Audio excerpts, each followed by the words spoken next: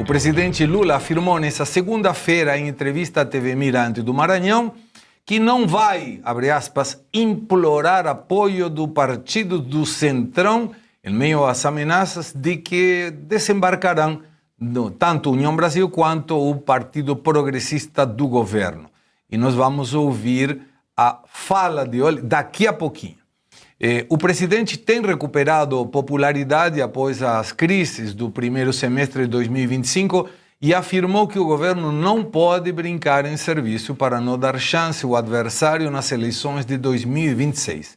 Segundo ele, abre aspas de novo, muito difícil, fecha aspas, que alguém consiga derrotá-lo na tentativa da reeleição. Vamos ouvir essa parte então.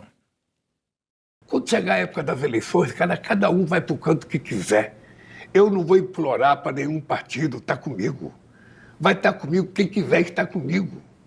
Eu não sou daqueles que ficam tentando comprar deputado, não. Vai ficar comigo quem quiser ir para o outro lado que vá, sabe? E que tenha sorte. Porque eu acho que nós temos certeza de uma coisa. A extrema-direita não voltará a governar esse país. Vamos ouvir a primeira. Vamos ouvir agora, misturou toda a pauta, mas a gente é isso aqui, faz programa ao vivo, pode acontecer, então agora vamos ouvir o presidente quando fala que ele não vai implorar ajuda do partido do Centrão. Eu lembrei do Mensalão, lembrei do Petrolão, em que a imploração de ajuda era solta uma emendinha aqui, solta uma graninha lá. Vamos ver se agora ouvimos a fala do presidente. Eu acho que eles têm que pesar muito a responsabilidade do que eles vão fazer. Porque na hora que a gente começa a brigar dentro de casa, a desavença chega a um minuto que não conserta mais. Se a gente brincar em serviço, a gente termina dando para os adversários a chance de ganhar que eles não têm hoje. É muito difícil alguém ganhar as eleições de nós, sabe, em 2026. O governo vai terminar muito bem.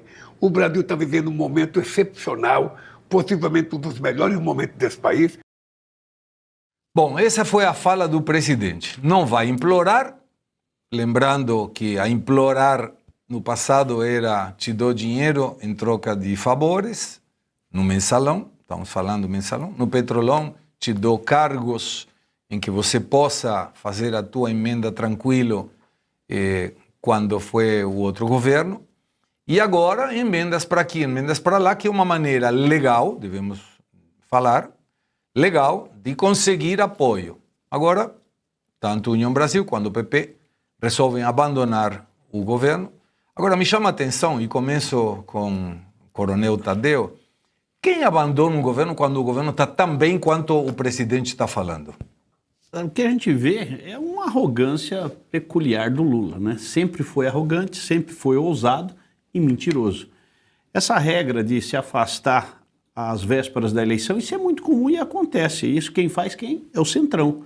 Os partidos de centro é que acabam fazendo isso, usufruem das benesses do governo com seus cargos, os ministérios que são distribuídos para ter o voto, que o governo faz isso descaradamente para ter o voto e conseguir governar, mas chega o momento da ruptura. E cada um vai para o seu lado, como ele mesmo disse. E cada um vai para o seu lado mesmo, porque eu acredito que ninguém vai se abraçar com um tijolo como esse, que é o Lula. Né? Ele tem tudo para perder a eleição. Eu acredito que ele perde a eleição. Não vou desprezar que ele tenha voto, porque tem voto. Mas eu acredito que não será suficiente em 2026, não. Até porque os últimos meses têm sido muito cruéis para a população brasileira em diversos sentidos. Ele acha que ele está bem. Na cabeça dele está tudo certo.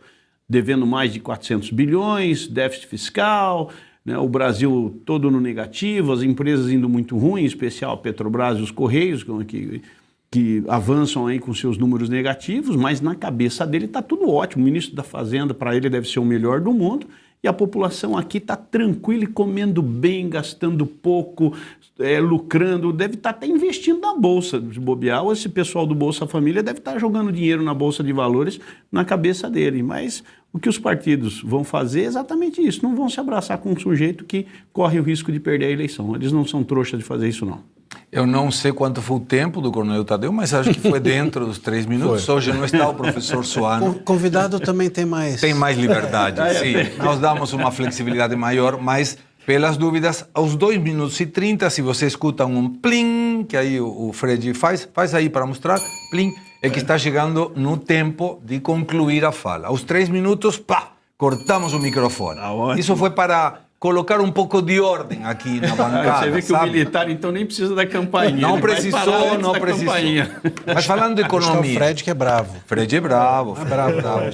Falando de economia, está no momento de empreender, Eduardo, porque nós ouvimos o presidente como que está tudo maravilhosamente bem, está florescente a economia, mas não é o que a gente observa no dia a dia. Eu acho que não precisa ser nenhum especialista, Segre, para entender isso. A gente percebe isso na prateleira do mercado, quando eu vou comprar alguma coisa, quando eu vou... Qualquer coisa que eu for usar dinheiro no Brasil, fica bem claro para todo mundo que o governo não está bem. Agora, não existe um país sem empreendedorismo. Nós temos, ao longo da história, países que os empresários foram embora e nós já sabemos o resultado. Até dezembro, 1.200 milionários vão embora do país. Essa é a maior resposta para o governo, porque se alguém está tirando dinheiro do país é porque já encontrou uma instabilidade e tem medo de ficar aqui porque não sabe o que vai acontecer. A insegurança é gigante, né? Nós temos aí uma insegurança jurídica, uma insegurança tributária, e isso ofusca demais a esperança de um empreendedor, que precisa de um mínimo de segurança para colocar o seu dinheiro, para colocar a sua vida, né? O empreendedor, eu já quebrei uma empresa, então eu sei que empreender é você não só colocar dinheiro, mas colocar energia, colocar a sua família em volta de um projeto. Então, se não tiver um mínimo de clareza e de segurança, esse empreendedorismo não acontece. Por isso, a maior resposta para o governo, para a narrativa do governo, e nós já escutamos o próprio governo falar isso, que é importante ter uma narrativa, né? Que a narrativa, aos poucos, vai convencendo as pessoas. Então, essa narrativa cai quando o brasileiro vai comprar qualquer coisa no mercado, quando o brasileiro vai pagar a conta de água, de luz, quando o brasileiro vai fazer uma viagem. Então, isso não procede. E é por esse motivo que eu concordo que nas próximas eleições ele vai ter um problema sério, porque o brasileiro acordou. Esperemos que sim, e que não volte a dormir de novo. Mas, Luiz Arthur, essa situação fiscal, e nós vamos entrar muito na pauta econômica no dia de hoje, mostra que o governo não está fazendo as contas na macroeconomia. Na micro, quando a gente escuta, temos 5,6% apenas de taxa de desemprego, mentirosa pra caramba, mas nós observamos que 51 milhões de pessoas estão ancoradas no Bolsa Família, 94 milhões de pessoas têm algum benefício social, seja o gás para todos, ou sei lá o que for. E aí, claro, a sensação é que o sustento eleitoral do governo está em pobreza, dependência e ignorância. Com todo respeito por aquele que não tem condições de estudar. É a melhor forma de você não depender do governo, estudar. Mande seu filho para estudar, ele não vai precisar depender de ninguém. Mas isso não atrapalha, porque nós ouvimos uma fala que, perante alguém que tem uma ajuda social, está tranquilo, ele fala, não, pô, olha, o presidente está falando a verdade. Mas quando a gente vem para o outro lado, que está ficando cada vez menor, o outro lado, estou falando do trabalhador, daquele que aporta, que paga a aposentadoria, que paga impostos, a situação não é tão fácil. Pois é, Segré, você falou bem, tem mais de 90 milhões de brasileiros que recebem algum tipo de benefício social. Vamos lembrar que o Lula, para ser reeleito, só precisa ter 50% dos votos mais um. Então, só de benefício social ele já tem grande chance de ser reeleito. Essa que é a má notícia. As contas públicas estão no vermelho, estão. Isso é péssimo para o país? É. Isso explica inflação elevada? Explica. Explica juros em 15%? Explica. E eu pergunto, o povão sabe disso? O povão, na hora de votar, sabe que a culpa dos juros elevados é do governo? O povão sabe que a inadimplência está recorde no Brasil e que a culpa da inadimplência alta é do Lula, que é um governo gastador, que gera inflação, gera juros altos? É isso que me preocupa, Segré. Se a gente não levar essa informação para o grande público, para o povão, eu lamento informar, mas o Lula tem grande chance de ser reeleito mesmo. Esse é o problema. Então, ou a direita começa a se unir, começa a ter um discurso pró-Brasil, mostrando que o nosso caminho é o caminho da responsabilidade fiscal, o caminho do empreendedorismo, o caminho do emprego e não o caminho do assistencialismo, não o caminho do populismo, porque senão, sabe qual é a pauta que vai ganhar o ano que vem? É a pauta de quem está defendendo o transporte público gratuito para o país inteiro, como se isso fosse possível. Né? É a pauta de quem defende o imposto de renda zero para quem ganha até R$5.000, que é muito bacana na teoria, na prática é quem paga a conta disso. Então o populismo, Segré, se a gente não confrontá-lo com rigor na campanha eleitoral, infelizmente a chance do populismo ganhar de novo é muito grande. O presidente falou, não pode brincar em serviço para não dar chance ao adversário, que segundo ele, André Marcília, é muito difícil que a direita, ou o centro, ou o que for, vença uma candidatura do presidente Lula. Ele está no país certo ou está no país das maravilhas? Olha, o Segré, eu sinceramente acho que talvez essa seja uma das poucas verdades que o Lula disse, talvez na vida dele. Mas o porquê? Porque a gente está aqui falando de pautas econômicas e etc. É muito difícil mesmo, por mais que as pautas econômicas desfavoreçam o governo Lula, é muito difícil que as pessoas concluam que isso se deve a esse governo e o derrubem por isso. Veja, a gente precisa, é que nem exercício, senão a gente fica que nem aqueles exercícios de física na época da escola, que o trem vai de um lugar a outro, calcule não sei o que, desconsiderando o vento, desconsiderando o empuxo, desconsiderando não sei o que, desconsiderava tudo. Descida, só a conta é que fazia sentido ser feita. A gente aqui, se a gente desconsiderar tudo, talvez as pautas econômicas, ou essa pauta que é mais intelectualizada, ela penda na balança contra o governo Lula. Mas a gente tem hoje eleições que são vencidas na publicidade e eleições que são vencidas na destruição jurídica e judicial do adversário, sobretudo do adversário da esquerda. Então, hoje, quando a gente olha para o governo Lula, a gente precisa entender que ninguém é capaz de botar tanto dinheiro em publicidade como o governo Lula. Por quê? Porque ele está dentro do governo. Ele está dentro do governo, ele tem mais dinheiro que todo mundo junto. Claro. Ele tem o nosso dinheiro. E, por outro lado, nós temos de lembrar que nós temos um sistema hoje judicial composto por STF e Justiça Eleitoral que estão a favor da esquerda porque eles são parte dessa esquerda. Eles são parte desse sistema todo que promove a esquerda e faz com que ela se mantenha lá. Então todos os adversários da esquerda são chutados por STF e por Justiça Eleitoral. E isso é muito difícil realmente de vencer. O Lula fica quase imbatível dentro do cenário. É preciso fazer muita besteira e ele tem realmente se esforçado nesse sentido para ser derrubado. Que o advogado-geral da União, Jorge Messias, afirmou ontem que a pejotização das relações de trabalho representa uma ameaça para o pacto social firmado pela Constituição e corrói os direitos trabalhistas.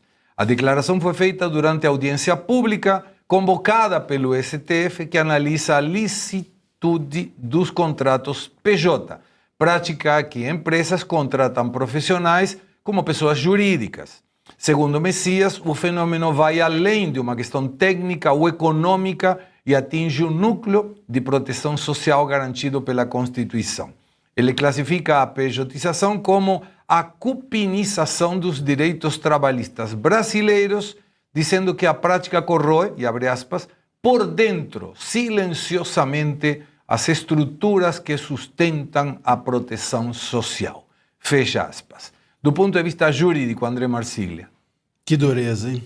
Olha, ali do Messias nunca sai alguma coisa que a gente possa aproveitar. Então ele diz que a pejotização ela ameaça o pacto social firmado pela Constituição. Ô Messias, quem ameaça o pacto social firmado pela Constituição é o que você, é isso que ameaça, o que você tem feito com a AGU.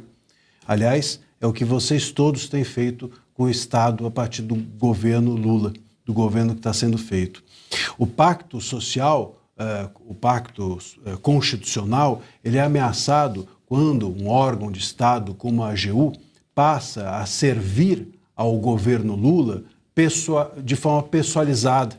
Vocês têm feito da AGU uma espécie de escritório da advocacia do Lula, da Janja, do ministro Moraes, e isso sim é que ameaça o pacto social firmado pela Constituição. A gente tem a pejotização não como um fenômeno que começa. A pejotização, que bom, bem que se explique, né? É você fazer com que a pessoa trabalhe não na pessoa física, mas na pessoa jurídica, na PJ, na pejotização, portanto, para não ter de pagar 30% do seu salário, entregar para o governo pegar aquilo, botar no bolso, usar o bolso do contribuinte como um caixa eletrônico e não devolver jamais em direito algum. Então, as pessoas vão para a pejotização como uma consequência da destruição completa que o governo faz com os seus direitos. Porque se você pegasse 30% do seu salário, entregasse para o governo e a sua vida fosse uma maravilha, todos nós estávamos aqui felizes da vida em contribuir. Mas você pega e joga fora, na lata do lixo do governo, os 30% e não recebe nada em troca. Tem que pagar esses 30% e ainda pagar plano médico, pagar escola particular, pagar isso, pagar aquilo. É isso que corrói o pacto social da Constituição. Não é a pejotização, mas é o fato da pejotização ser consequência de um governo que pega os direitos constitucionais e joga fora. Do ponto de vista político, Coronel Tadeu, qual é a sua observação?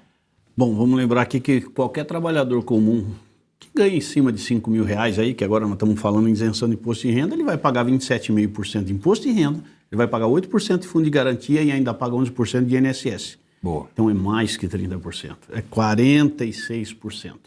Ah, mas o fundo de garantia é devolvido. Sim, mas pega esse fundo de garantia e aplica em qualquer outra aplicação. Está aqui o Eduardo para nos ajudar nisso daqui, daria muito mais do que o próprio rendimento que o governo oferece. Portanto, o governo ele mete a mão no dinheiro do trabalhador mesmo. A pejotização é algo legal e que permite a ele respirar um pouco mais, né, com um pouco mais de tranquilidade e recolher menos, porque o governo não devolve aquilo que ele promete. Deveria recolher todos esses impostos e dizer para a gente, falar assim, olha, eu estou fazendo isso. Acabei de chegar da região de Presidente Prudente. Há uma gritaria enorme em todos os municípios, pelo menos naqueles que eu visitei, de uma deficiência de transferência de recursos em todas as áreas. Eles não recebem dinheiro na saúde no nível que deveriam receber, não recebem dinheiro para infraestrutura, não recebem o dinheiro da educação, né? Estão sofrendo com cortes e mais cortes em todos os municípios, né? E há municípios que, por exemplo, estão desesperados. Você pega o orçamento do município, seja ele qual for, normalmente 45% a 47% está comprometido com a folha. Aí tem que gastar 25% com a educação, no mínimo 15% com a saúde, e aí o que sobra não dá para fazer absolutamente nada. Uma telha de uma escola para ser trocada, o prefeito não tem dinheiro. Reduziram o repasse do FPM, do Fundo de Participação dos Municípios, e hoje a gente está vendo um caos sendo instalado, um caos financeiro sendo instalado, não só no governo federal, mas provavelmente nos governos estaduais que não tem tanta abundância como o Estado de São Paulo, que arrecada aí 330 bilhões, mas os municípios aí com raras exceções, aqueles que são abastecidos pelos royalties, esses ainda conseguem respirar um pouco, mas a grande maioria está no sufoco.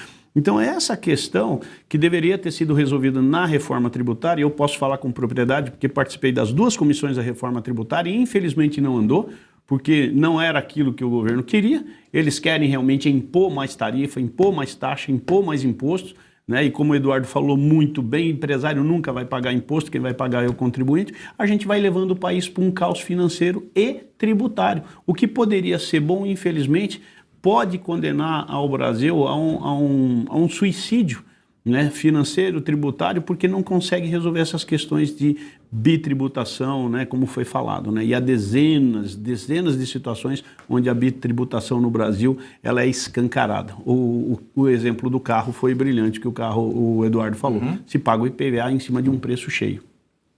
Mas aí, quando a coisa parece que está ruim, pode piorar também. Sim. Pode piorar, sempre pode piorar. Vou te dar um exemplo. E é importante, a gente tem essa responsabilidade jornalística de te contar, você que está nos assistindo, compartilhe isso, porque é uma conta muito simples.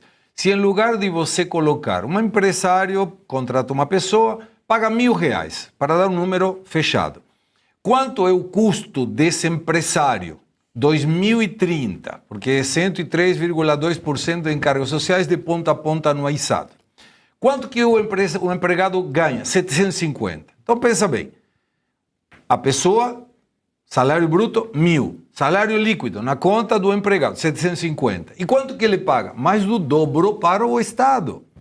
Se essa pessoa fosse através da pejotização, que é perfeitamente legal, e que agora está na discussão do STF por uma detenção de processos do próprio ministro Gilmar Mendes, em lugar de o empregado e o empregador contribuir ao INSS, que o governo pega esse dinheiro, guarda o dinheiro, com a promessa de no final da tua vida ativa, ele te devolve uma parcela.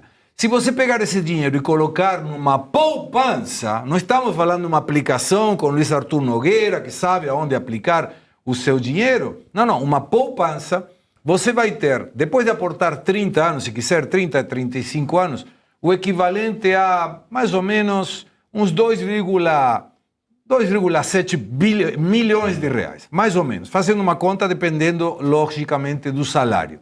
E quanto isso vai te remunerar? Uns 20 mil por mês, tranquilo. Mas qual será a tua aposentadoria com a metodologia do governo? 7.500. Gostou da conta? Então, essa é a enganação que o governo faz com essa metodologia. Se você conseguisse pegar esse dinheiro e tiver uma disciplina para guardar parte do dinheiro, a tua aposentadoria lá na frente seria muito maior que a que o governo está te propondo. Isso tem a ver, né, Segre, com a infantilização como os nossos governos nos tratam. A gente estava falando ontem sobre a dependência do governo. Isso tem a ver com esse paternalismo, com esse tratamento totalmente infantil que os governos, sobretudo aqui no Brasil, tratam as pessoas. Então, mas se a pessoa dizer, ok, vamos pegar o 8% do FGTS, eu pego e eu guardo. Quando o dia de amanhã me demitir, o dinheiro está comigo. Eu me viro. Guardei. Em lugar de pagar a aposentadoria, esse dinheiro eu vou guardar. E eu coloco numa poupança, Risco renda fixa, nada maluco, nada Sem risco. Conservador. Risco zero. Vai ter muito mais dinheiro lá no final que o valor que o governo te paga da aposentadoria. Eu estou errado na conta? Não, Fábio? absolutamente Eu correto. ia fazer um comentário seguinte, tem um detalhe que pouca gente tem comentado. Eu estou no mundo digital, eu sou empreendedor, mas eu estou no mundo digital há 5 anos. Hoje, nós temos um menino, acabei de fazer um evento em Brasília, 13 anos de idade, faturando 30 mil reais no digital. Então, se não houver uma modificação nesse formato, se a gente não construir juntos uma forma nova de operar, vai ser muito difícil eu pegar um moleque de 18 anos que pode sentar na casa dele comendo traquinas de bermuda, fazendo edição de vídeo no computador, ele tem 5 mil reais de salário. Como é que eu vou pegar um cara desse? Olha, vem aqui, nós temos uma conta esses dias, 4 mil reais de salário, custa lá para o empreendedor 6 e pouco. Quando a gente chega lá na ponta, o empreendedor tem uma média de R$ 1.800, porque ele vai ter todos os descontos já na folha, depois ele vai pagar plano de saúde, em cima do plano de saúde tem lá o imposto. Depois ele vai pagar o seguro do carro, no seguro do carro tem imposto. A conta é absurda. Então ele sai de 6 mil de custo para ter 1.800 na mão. Então, nós já fizemos o seguinte exemplo. Nós pegamos um funcionário e ele saiu da empresa, abriu o seu negócio. O nível de produtividade dessa pessoa aumenta muito, porque ele passa a dar mais condição para sua família. Então, o cara que pegava em R$ 1.900, agora está pegando em 5.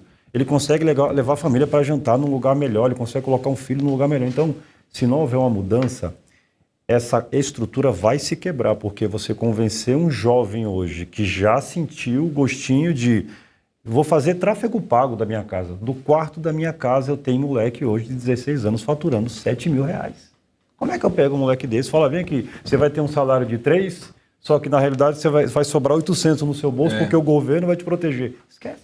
Não, e aí, o governo te protege, mas você tem que pagar plano médico, porque a segurança hospitalar é muito ruim. Exatamente. Aí você tem que pagar para ter segurança na tua casa. Exatamente.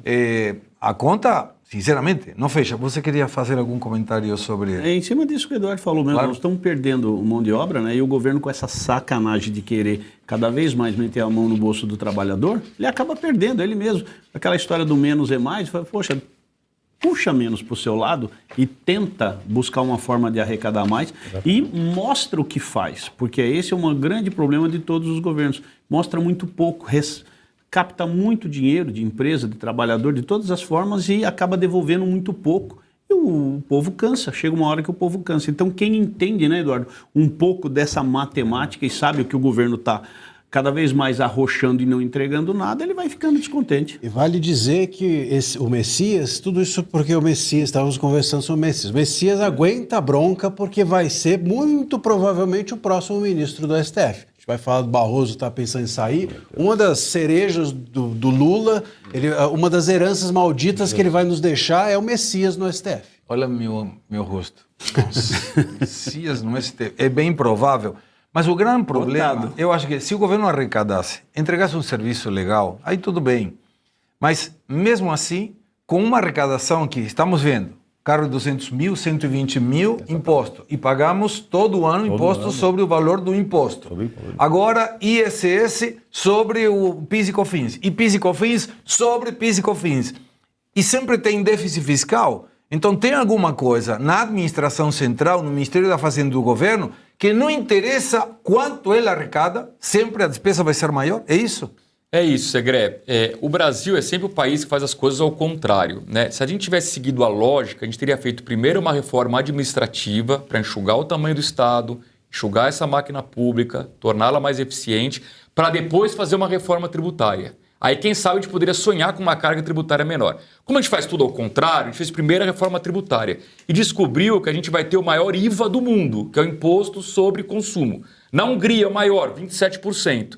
O IVA estimado aqui no Brasil, 28,3%. Por quê? Porque é um IVA que precisa sustentar uma máquina pública gigantesca.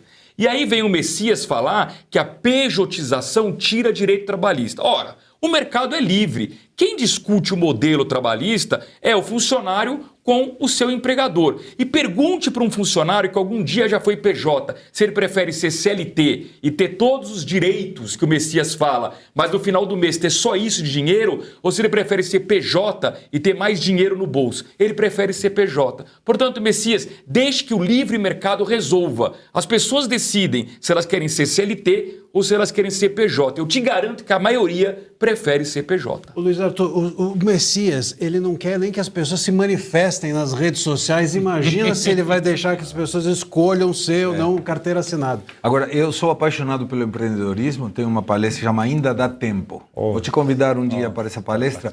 E nessa palestra eu comento 2 estudos, um do Banco Mundial, que diz que daqui a 10 anos, e eu acho que vai ser menos, 50% dos trabalhos que hoje nós conhecemos não existirão mais.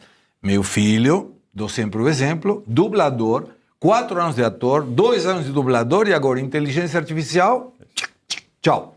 E tem outro pior ainda, que é da Universidade de Barcelona, que diz que as crianças menores de 10 anos, 79% vão trabalhar em empregos que ainda não foram inventados. E aí, Messias, vai fazer o quê? Como é que vai taxar essa gente? Então, a situação de ver o dinheiro do INSS, da aposentadoria, de ver como colocamos um imposto em cima de outro imposto, é o menor dos problemas. O problema vai ser daqui a pouco em que não tem emprego para todo mundo, mesmo que vocês mintam com essa taxa de desemprego de 5,6%, e quando para a arrecadação e a pessoa se vira sozinha, sem necessidade de ter esse INSS que o governo cuida dele, fica tranquilo, eu vou te cuidar, não vai conseguir ter dinheiro para isso. E aí a paulada vai ser grande. E adivinha que a medida provisória que define regras de tributação sobre investimento e cria novas fontes de receita para o governo, claro, é simplesmente para compensar o aumento do IOF, foi aprovada ontem pela Comissão Mista do Congresso Nacional. O texto passou por 13 votos a 12 após um dia de intensas negociações políticas. A proposta relatada pelo deputado Carlos Saratini, do PT, ainda precisa ser aprovada nos plenários da Câmara dos Deputados e do Senado até hoje, porque hoje expira seu prazo de validade. Entre os principais pontos está a unificação da alíquota do imposto de renda em 18%, tanto para aplicações financeiras quanto sobre os juros sobre capital próprio. Já vamos explicar de uma forma fácil isso aqui, além da continuidade para isenção para títulos como LSI e LCAS. Arthur Nogueira, hoje eu ouvi uma explicação perfeita de Carlos Caucci, perfeita. Parabenizei ele, estava no Jornal da Manhã, maravilhosa explicação. Mas olha que louco, as BETs foram poupadas. Justamente as BETs que têm um vínculo com a comissão do CPMI do INSS. Daqui a pouco, no decorrer do programa, também vamos te explicar. Mas o que mais me preocupou nesse negócio, e vamos obviamente ouvir o Coronel Tadeu, que ele já está aí dentro do Congresso para saber como funciona, é que quando qualquer um de nós ou alguma empresa comprava ou compra até a aprovação da lei e continua valendo um título. Se esse título do Tesouro, que é a forma que o governo tem para financiar os déficits permanentes que ele tem, fosse no curto prazo, o imposto de renda a pagar era 22%. Se era no longo prazo, 22,5%. Muito obrigado. Se fosse no longo prazo, era 15%. Agora vai 18%. Mas isso gera um problema indireto para o governo, porque eu, pagando a mesma coisa, vou comprar a curto prazo. E se vejo que a coisa está esquentando, vendo o título, mesmo que poderia perder sobre o imposto de renda. Então, uma coisa que antes era mais favorável a comprar um título de longo prazo, o que me obrigava a financiar o governo por mais tempo, hoje não. Errou o governo? Errou, Segré. Qual é a lógica de você cobrar menos imposto para investimento de longo prazo? Justamente você estimular a poupança de longo prazo e não a especulação de curto prazo. Por isso que, para quem não conhece, uma boa modalidade de investimento é a previdência privada. Por quê? Porque se você investe em uma previdência privada, num VGBL, por exemplo, e deixa o dinheiro por pelo menos 10 anos, você vai pagar a menor alíquota de imposto que existe, que é de 10%. Então, qual é a ideia? Previdência privada é longo prazo, você deixa o dinheiro 10 anos, você é beneficiado com um imposto menor de 10%. Quando o governo acaba com esse escalonamento, por exemplo, de título público, como mencionou o Segré, unifica tudo em 18%, tanto faz se você é um especulador ou se você está pensando no longo prazo. Isso é ruim, que você iguala todo mundo. Você iguala algo que é desigual. Ponto número 1. Ponto número 2 desse projeto. Havia a expectativa de aumentar de 12% para 18% o imposto sobre as bets, que para mim é um grande câncer da sociedade de hoje, é a aposta esportiva. Eu falo, a aposta esportiva é a nova cracolândia digital do país. As pessoas estão gastando dinheiro do Bolsa Família com aposta esportiva. Mas o lobby é muito forte. Quem que mexe bilhões hoje no país? As bets. Elas certamente fizeram um lobby fortíssimo em Brasília e misteriosamente, né, caiu de 18% para 12%, ou seja, voltou para o patamar de 12%. Claro que ainda vai ser votado no plenário da Câmara, no plenário do Senado, isso pode mudar de novo, mas estranhamente o lobby de quem tem dinheiro falou mais alto. Acho que a única boa notícia, Segré, foi que mantiveram a isenção de imposto de renda para a LCI e para a LCA, que são letras que financiam o setor imobiliário e o agronegócio, que, na minha opinião, são dois importantes motores da economia brasileira. Coronel Tadeu, você já estava e conhece o funcionamento da Casa. A tua percepção é, vai ser aprovado? Possivelmente sim, vai ser apertado. Vamos lembrar que hoje é quarta-feira, né? Se eu não me engano, foi na segunda-feira, o governo liberou 6,5 bilhões em emendas. Mas não vai implorar. O presidente falou, não vou implorar. Para garantir algumas votações, dentre elas essa questão da medida provisória, né? E o que eles querem, obviamente, cada vez arrecadar mais. O Arthur falou das bets, né? As bets faturaram ano passado, se eu não me engano, 30 bilhões de reais. É muito dinheiro. 15 bilhões foram detectados que vieram de programas sociais como Bolsa Família.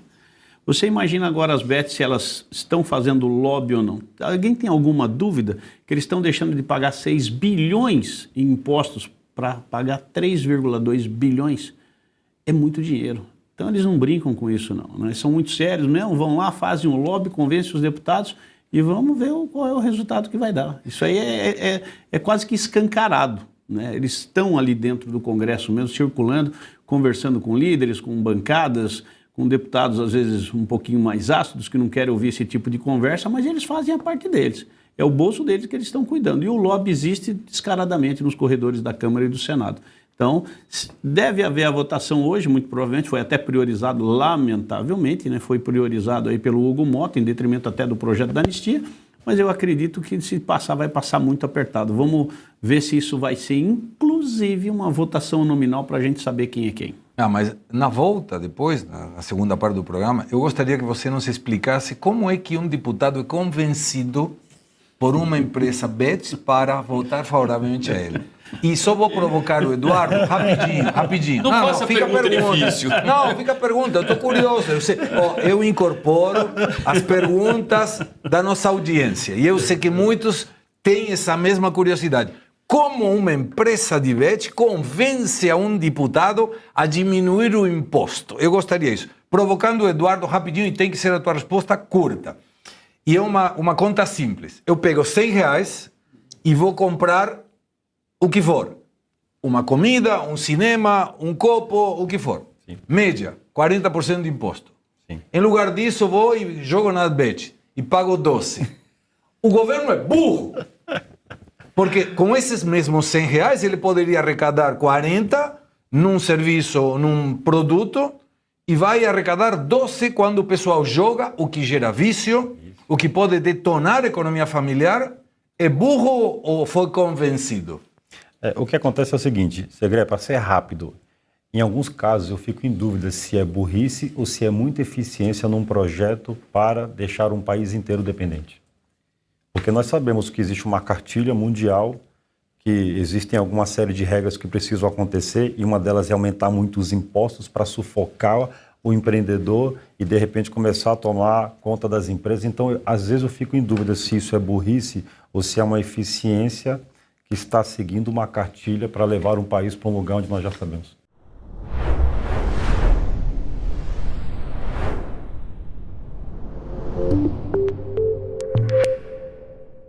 Nem todo mundo tem familiaridade com o digital, mas todo brasileiro tem direito de saber o que está acontecendo de verdade. Vem aí a Oeste TV. Assine a Oeste. Faça parte dessa história. Toda segunda, Adalberto Piotto recebe executivos e empreendedores de todo o Brasil no Oeste Negócios. Uma conversa franca sobre economia e oportunidades de mercado, sempre buscando entender como funcionam as mentes que geram empregos e riqueza para o país. Toda segunda-feira, às 8h30 da noite, no Oeste Negócios. Toda terça, às 8h30 da noite, Augusto Nunes comanda uma conversa amistosa e envolvente. Grandes convidados debatem os temas mais quentes da atualidade. Conversa com Augusto Nunes. Terça, às 8h30 da noite, Conversa com Augusto Nunes. Toda quinta, um convidado especial fica no meio da arena para responder as perguntas afiadas da nossa bancada de jornalistas. Uma abordagem direta, sem rodeios, trazendo grandes nomes da política e do judiciário para discutir os temas que realmente interessam. Arena Oeste. Quinta, às 8h30 da noite, Arena Oeste. A informação pode mudar o futuro de um país. 2026 será um ano decisivo para o Brasil. A Oeste quer estar na linha de frente agora também na TV. Mas esse salto só será possível com o seu apoio. Vamos juntos bater a meta de mais 20.000 assinaturas. Espalhe a verdade. Ajude a mudar o futuro. Assine a Oeste.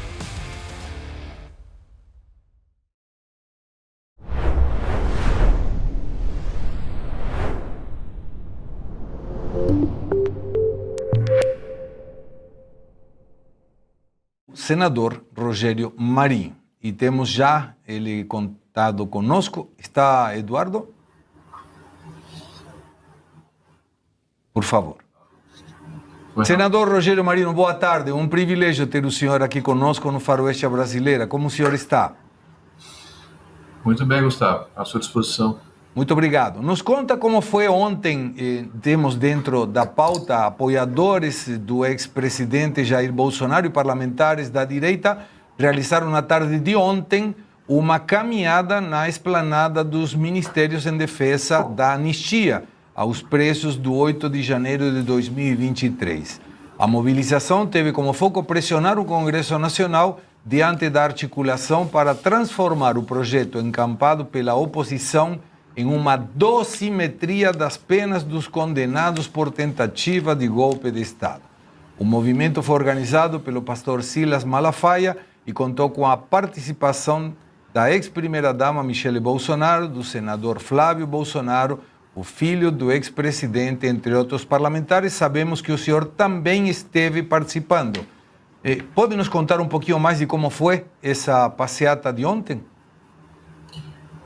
Olha, nós tivemos uma reunião há mais de 15 dias atrás entre parlamentares da Câmara, do Senado, eu, pastor Silas Malafaia, E entendemos que era necessário manter uma pressão do ponto de vista popular, né, para que o Congresso entenda que a pressão continua, que ela existe, que ela não é uma multidão sem rostos, né, que cada indivíduo que está encarcerado, que é hoje injustamente perseguido em função dos eventos de 8 de janeiro, que aqueles que estão censurados, emudecidos, com as suas redes sociais suspensas ou com seus passaportes retidos ou com suas contas bancárias bloqueadas, sem meio de subsistência, essas pessoas existem. São cidadãos que pagam seus impostos e que foram arrolados numa pretensa trama golpista que nunca ocorreu, para justificar justamente a retirada do processo político da maior liderança da direita do Brasil. Ontem, após 8 ou 10 dias de mobilização pelas redes sociais, mesmo sem a presença do presidente Bolsonaro, e numa quarta-feira, que é um dia de trabalho, né, nós tivemos um grande grupo de pessoas que, junto conosco, fez uma caminhada ali das imediações da Catedral, né, no eixo monumental, até a proximidade do Congresso Nacional. E o que nós vimos foi muita resiliência, né, muita identidade. Há um bando, um grupo, né, extremamente expressivo de irmãos, né, de pessoas que se identificam mutuamente, né, e que têm em comum um sentimento de que não vamos desistir nunca, né, vamos até o final para que o parlamento possa votar e os parlamentares possam colocar a sua impressão digital, né, e mostrar à sociedade de que lado estão. Se de um lado daqueles que querem conciliar, que querem virar essa página, discutir os problemas do país, ou daqueles que querem impedir que o debate aconteça e que, na verdade, falam de democracia, mas praticam uma coisa muito diferente, que é impedir que o adversário se manifeste e possa disputar eleições. Senador, o André Marcília aqui conosco quer fazer uma pergunta. Boa tarde, senador. Prazer falar contigo e registro minha admiração pelo trabalho que o senhor vem realizando no Senado. São poucos, mas são bons. A minha questão é a seguinte: a gente tem ouvido falar sobre a anistia. Tem duas coisas nessa questão da anistia que me assustam bastante. Primeiro, que nós temos o Paulinho da Força dizendo que vai botar para votação e etc. E não tem texto. Cadê o texto? Essa é espantoso, né? Uma espécie de PL da anistia misterioso. Então, e outra coisa que me assusta é que essa urgência foi aprovada para um projeto, que seria o da anistia, e mais o que vai ser votado é o da dosimetria. Quer dizer, não existe isso de você namorar com a Maria e casar-se com o João. Se a Maria virou João, tem que de novo pedir namoro, voltar lá atrás. Então, a minha pergunta, na verdade, são duas as perguntas. Nós não temos mesmo um texto, Paulinho e a turma dele não tem um texto da anistia, ou há um texto circulando nos bastidores, ainda que um remendo de texto, que não está vindo a público? Essa é a primeira questão.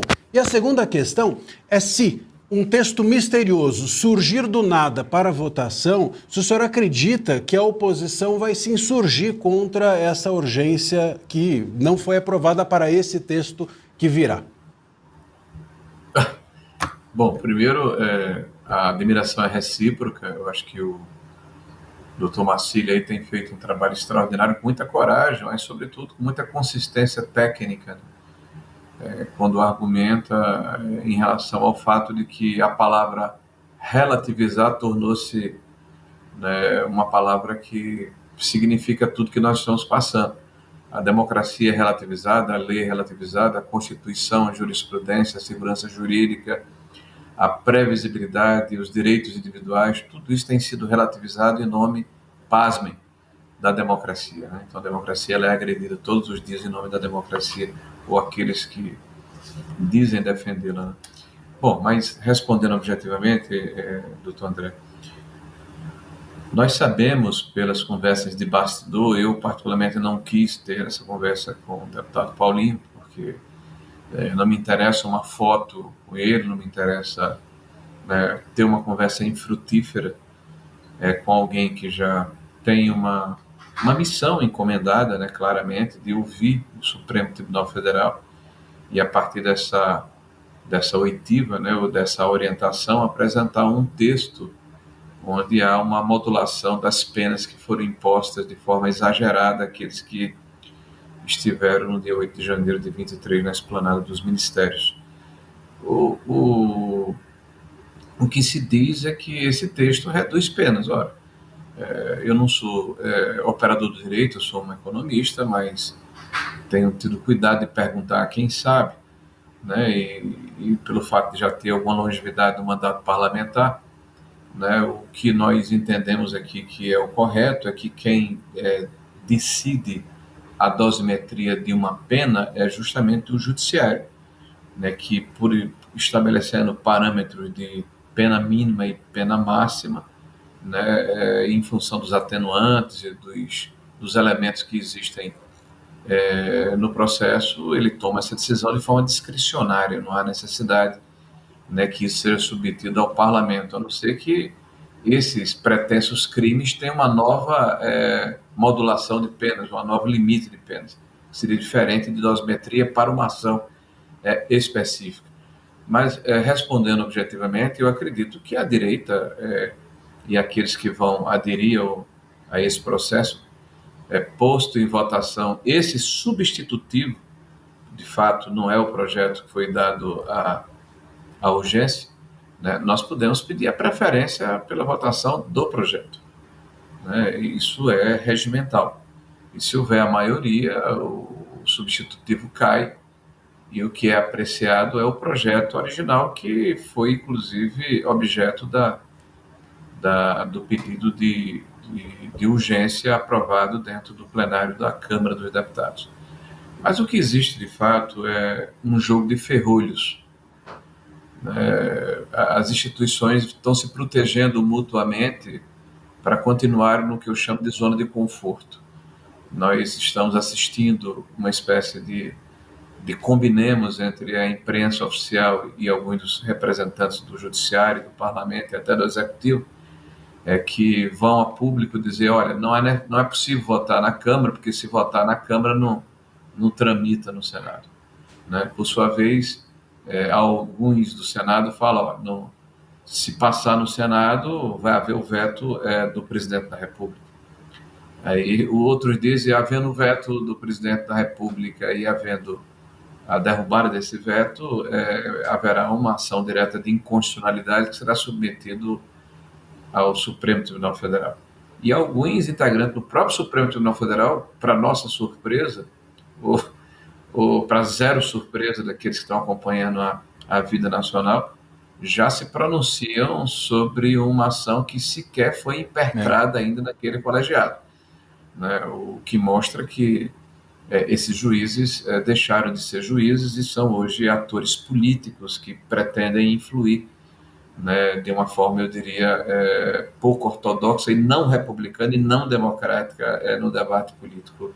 Agora, senador, começou tudo como uma votação de urgência para um projeto de anistia. E agora está vindo o projeto da doce mentira. Não é da dosimetria, é da doce mentira. É uma mentira por onde a gente possa ver.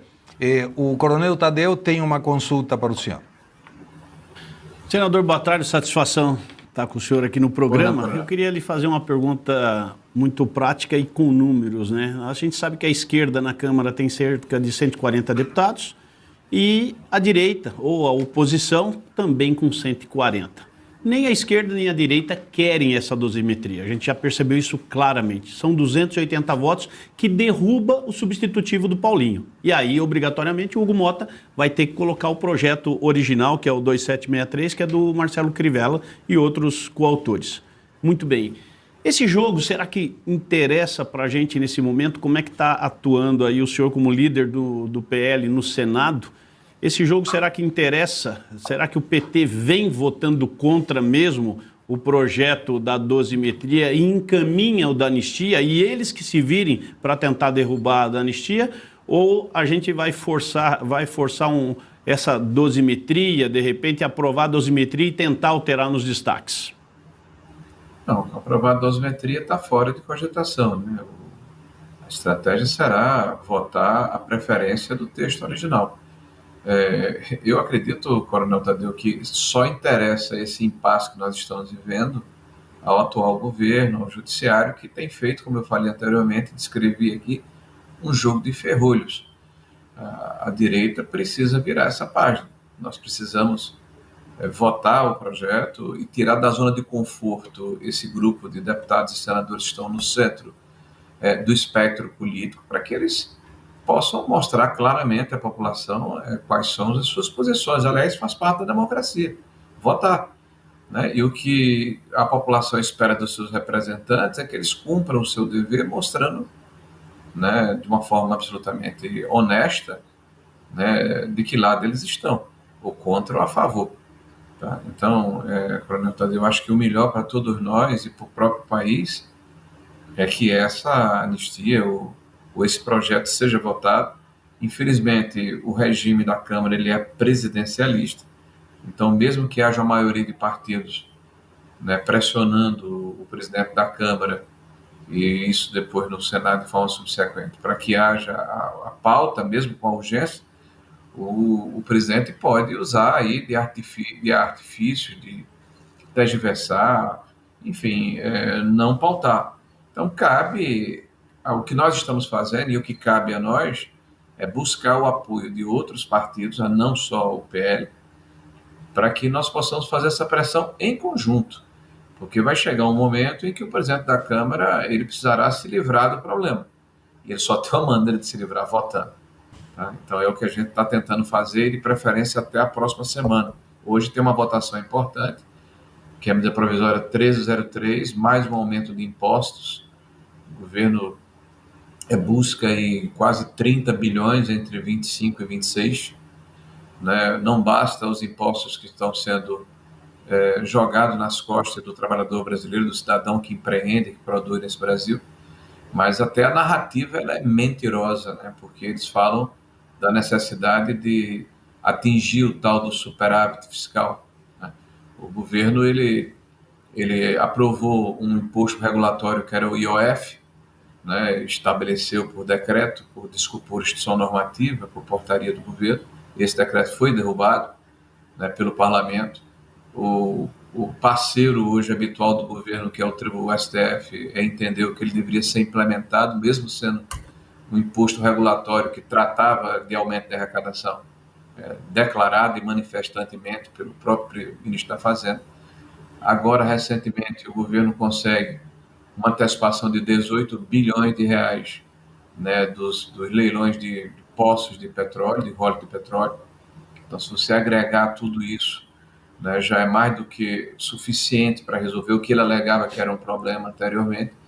Mas o governo todo dia apresenta um novo programa eleitoreiro para quebrar o Brasil. Hoje iniciou na CCJ a discussão da jornada de 6x1 lá no Senado da República. E a pressão acontece tanto na Câmara como no Senado. O governo não está interessado num projeto de Brasil, está interessado num projeto de poder. Então, qualquer ação populista que de alguma maneira possa amealhar votos, mesmo que o preço seja quebrar o país, organizar as finanças públicas, manter em níveis elevados a taxa de juros, né, destruir a nossa capacidade de recomposição do ponto de vista fiscal, esse governo está disposto a qualquer sacrifício da população para manter esse projeto de poder. Então, nós temos muitas frentes para atacarmos, muitas ações para serem empreendidas e muitos alertas para serem dados à população. Agora, é necessário, e para nós é prioridade, resolvermos essa questão da anistia. Então, Coronel Tadeu, é evidente que nós queremos que ela vá a voto urgentemente. Senador, muito obrigado pelo seu tempo, obrigado pela entrevista. Os microfones e a tela do Faroeste Brasileiro estão à sua disposição. Bom, obrigado. Nós estamos aqui no Senado tentando fazer a nossa parte. Hoje, como eu disse, é um dia importante.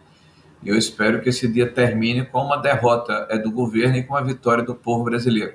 Menos 30 bilhões de impostos, né, que o governo pretende cobrar.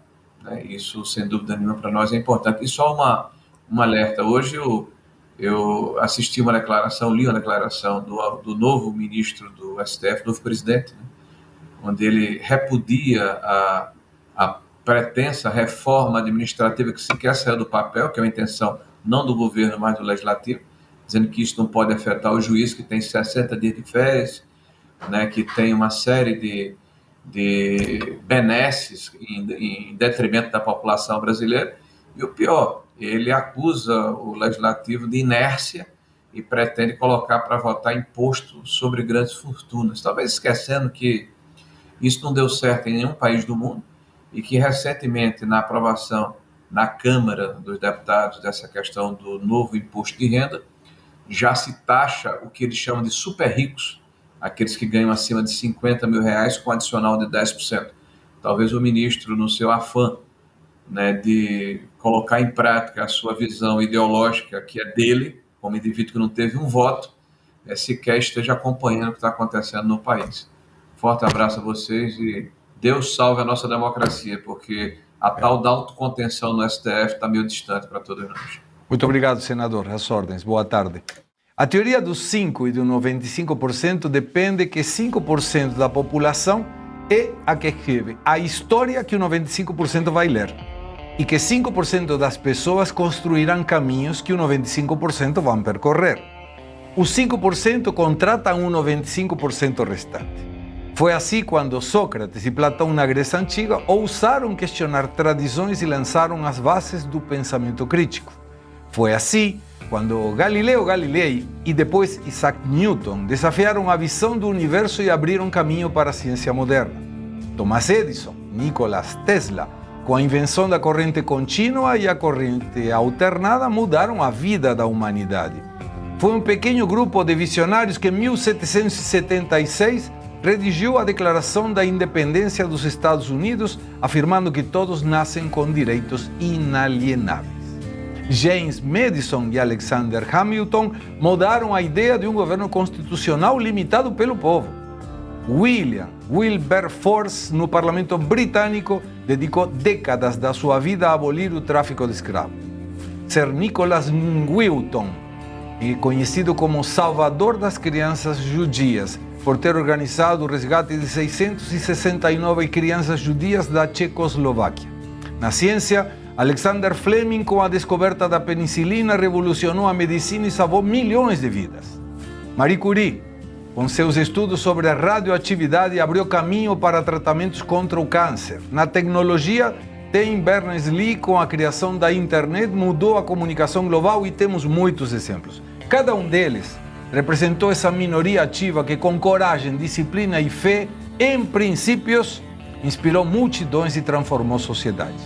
Não é casual que nenhum deles defendia a ideologia comunista.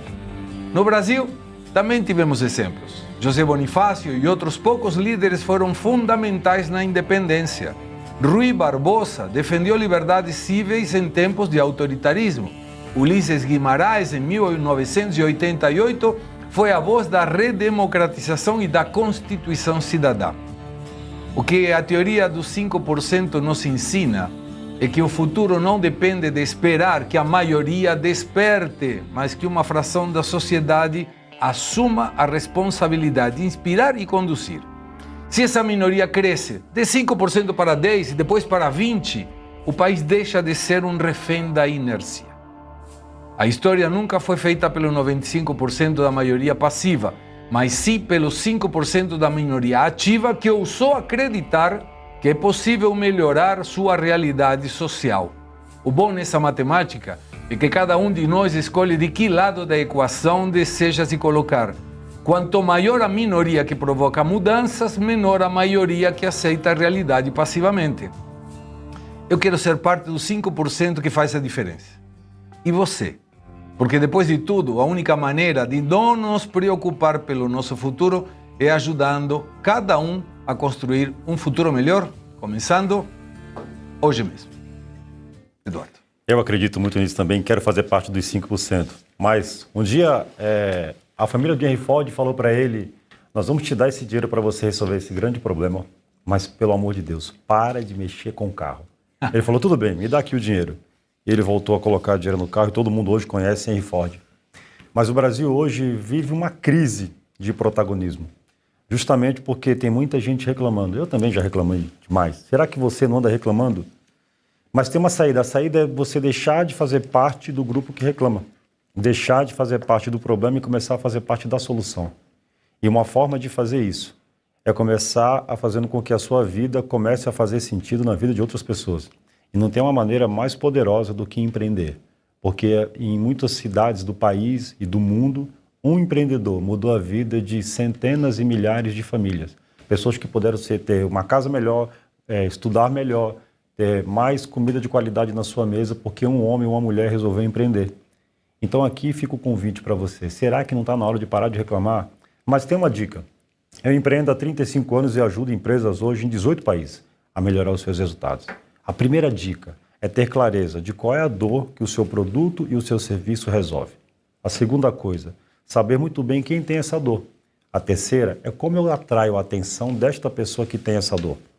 E depois, saber qual é a dúvida, o desejo e a motivação dessas pessoas que você quer transformar a vida através do seu produto e do seu serviço. Até porque, quando eu abro uma empresa, a empresa foi aberta para resolver a dor de alguém vendendo um produto ou um serviço.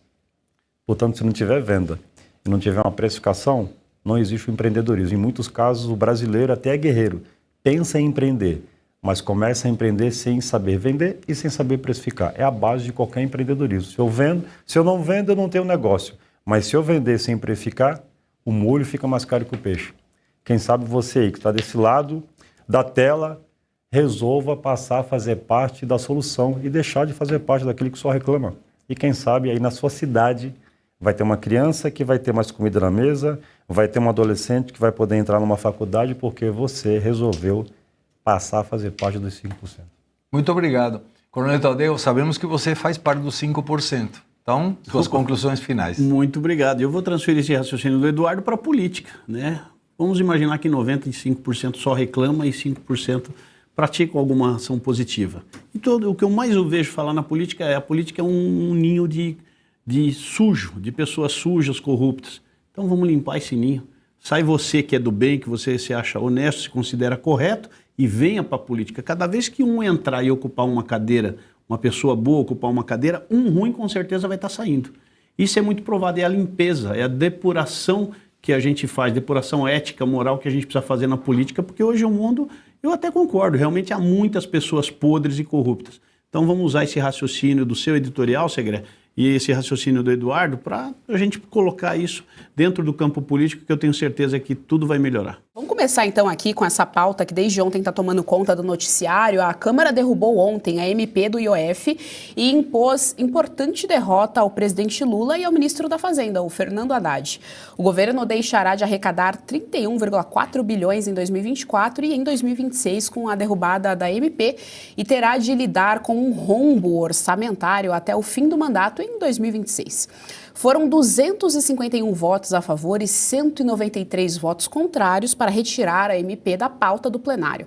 Dessa forma, o mérito da proposta não chegou a ser analisado. Tomé Abduch, quero te escutar a respeito desse caso. Bom, primeiro que o governo, ele não tem governabilidade, popularidade e as ferramentas utilizadas ou são emendas, daqui a pouco a gente vai falar a respeito disso, ou pressionando ali a oposição, né, tentando pleitear com algumas pautas. O PL da anistia é um bom exemplo disso, né, eles estavam negociando ali, pressionando com aquele projeto da isenção de imposto de renda de até R$5 mil, certo? Pauta completamente populista nesse momento do país, não que a isenção seja ruim. Então a gente tem aí essa derrubada dessa MP em relação ao IOF, canetada também na cara larga, derrubaram mais uma derrota, mas é interessante como eles tratam, né, o pagador de impostos, a arrecadação, como se fosse algo voluntário e algo bom para a população.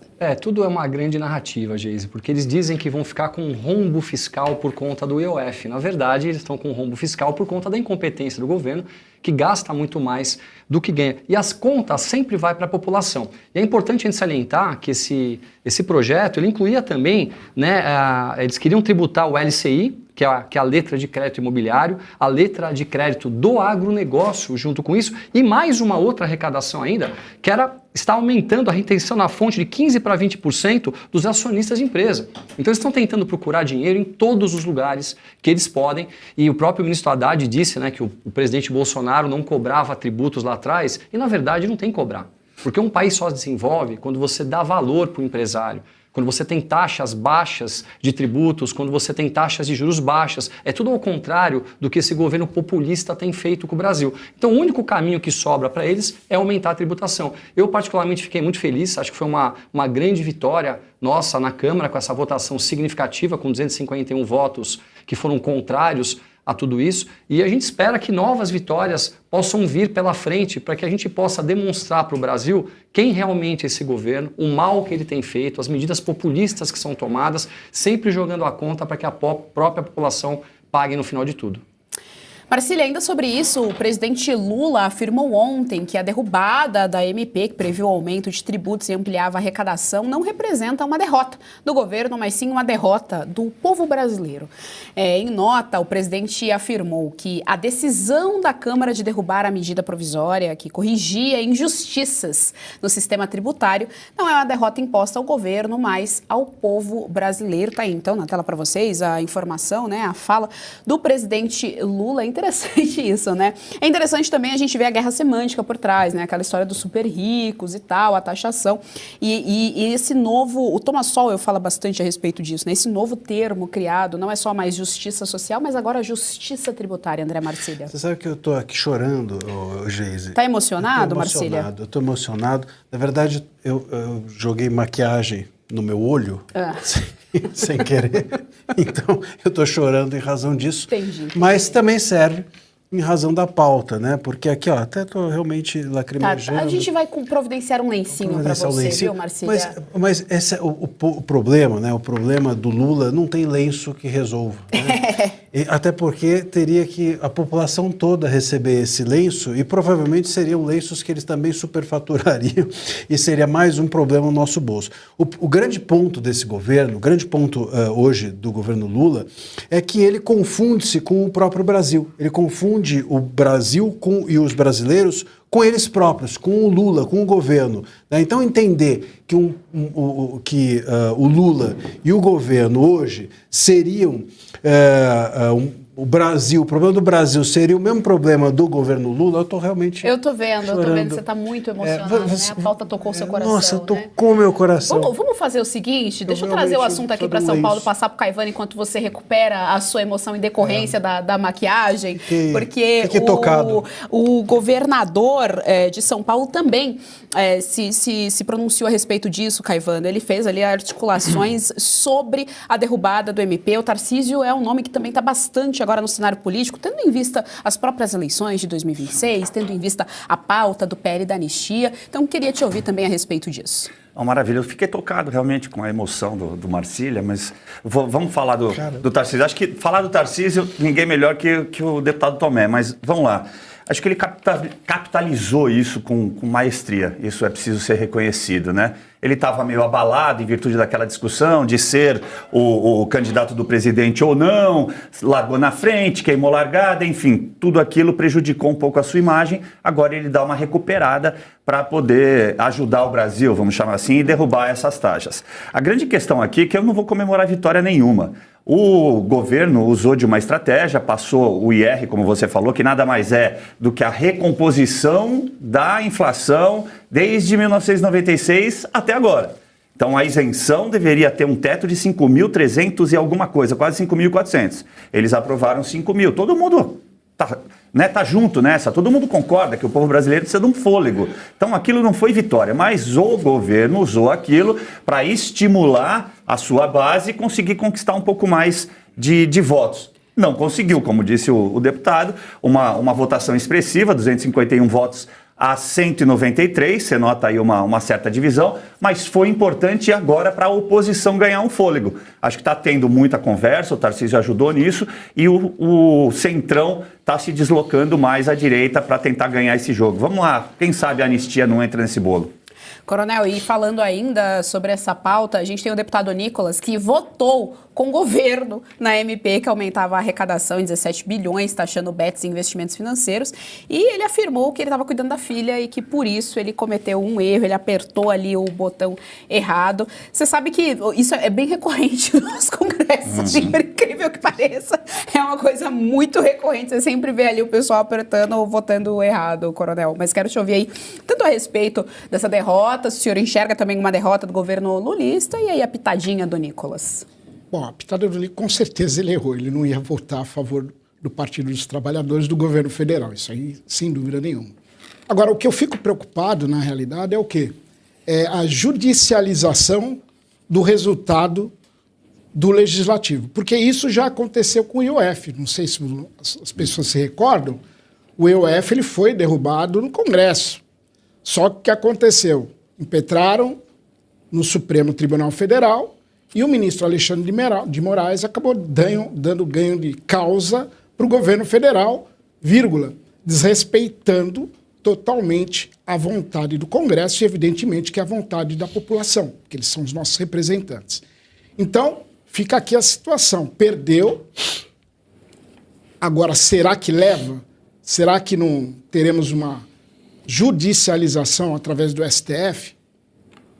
Esse que fica o problema. Agora, um outro aspecto também, que esse projeto do governo federal era para substituir o IOF, porque o IOF perderam no Congresso, então eles fizeram essa medida para conseguir continuar arrecadando mais.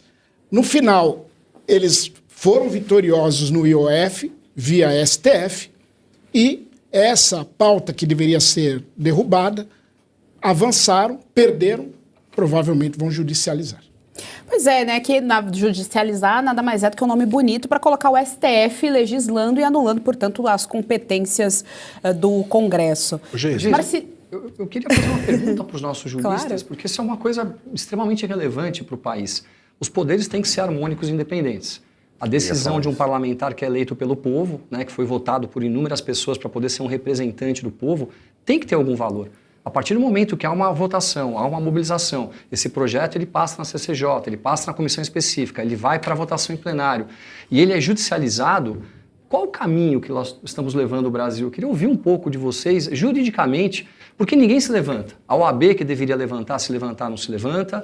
E, infelizmente, né, os ministros do Supremo Tribunal Federal, com as suas decisões, passam uma insegurança jurídica muito grande para a população e um medo muito grande. Ou seja, eu voto num parlamentar e esse parlamentar não pode exercer o voto dele, que depois o Supremo decide o que ele quiser. Como funciona isso, André?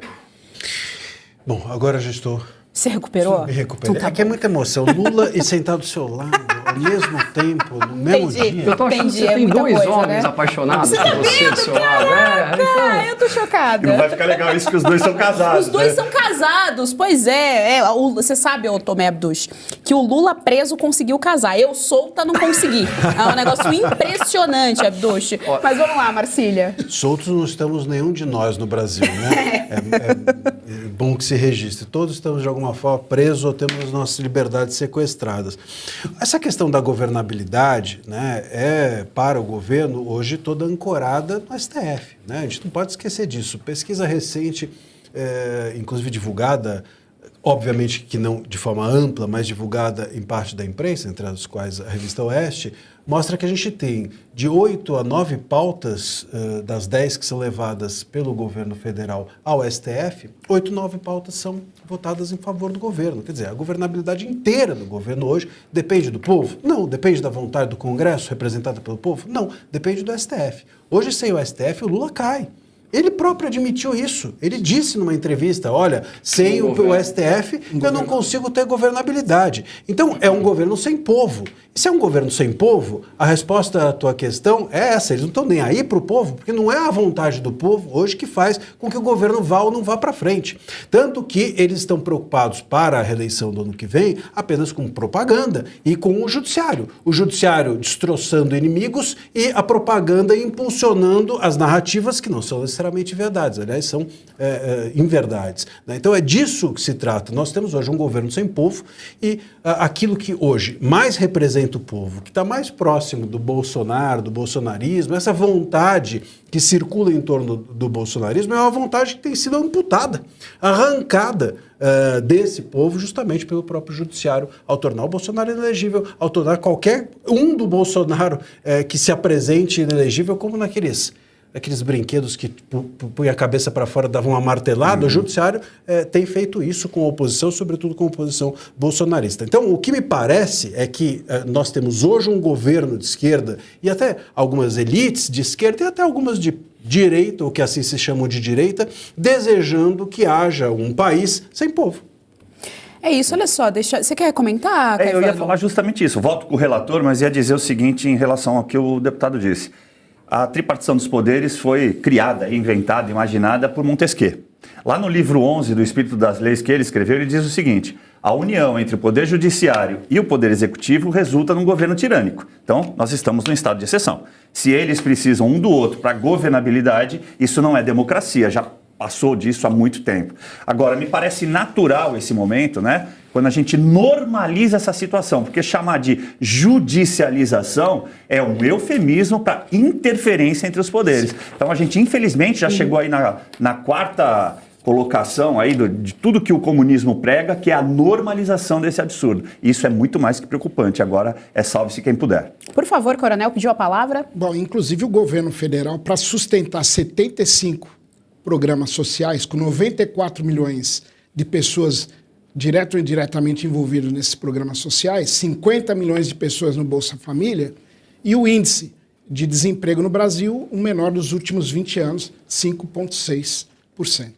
Então, é evidente que o governo federal ele precisa de fontes, ele precisa arrecadar mais para manter esse Estado assistencialista gigantesco, porque, enfim, o ano que vem, em 2026, nós teremos eleições, só que a um custo elevado, porque continuam 39 ministérios, não há economia no governo federal, não há aumento de eficiência do Estado brasileiro e quem paga na ponta da linha, sempre, é o pagador de impostos, que somos nós. O governo do presidente Lula adotou medidas que resultaram em um aumento de impostos em diferentes setores da economia, quase não saiu, ao menos 27 vezes desde 2023, quando o petista assumiu o Planalto pela terceira vez. As iniciativas incluem altas em alíquotas de importação, mais taxas sobre o petróleo, elevação de PIS, COFINS e IOF. O presidente também revogou alguns benefícios fiscais que resultaram em mais impostos pagos por alguns setores. Além disso, mudou o sistema de votação de recursos apresentados ao CARF, que é o Conselho Administrativo de Recursos Fiscais, o que resultou em uma maior cobrança de taxas das empresas. Tomé Abduch, é impressionante, né? Impressionante, porque ao mesmo tempo que a gente tem esse aumento das taxas todas, da arrecadação, ou seja, isso tira o poder de compra, principalmente das camadas mais vulneráveis, isso não torna o nosso país mais atrativo do ponto de vista econômico, então empresas não vêm para cá, automaticamente não tem mais empregos, enfim, uma série de coisas, tudo isso é vendido como uma boa coisa e tudo isso também fornece o custo, né? Paga o custo desses programas, como o Coronel muito bem colocou aqui, né? Desses programas sociais todos. Então, o tempo todo você está só alimentando essa camada na mediocridade para manter ali uma alta cúpula no poder. Olha, somente hoje, para a gente ter uma ideia, o que se paga de juros sobre a dívida do Brasil por ano está na casa de R$1 trilhão. Não tem como o país dar certo assim. É importante a gente poder explicar para quem está nos assistindo que você administra o país da mesma maneira que você administra a sua própria casa. Se você ganhar 10 e gastar 12, você quebra. Não adianta.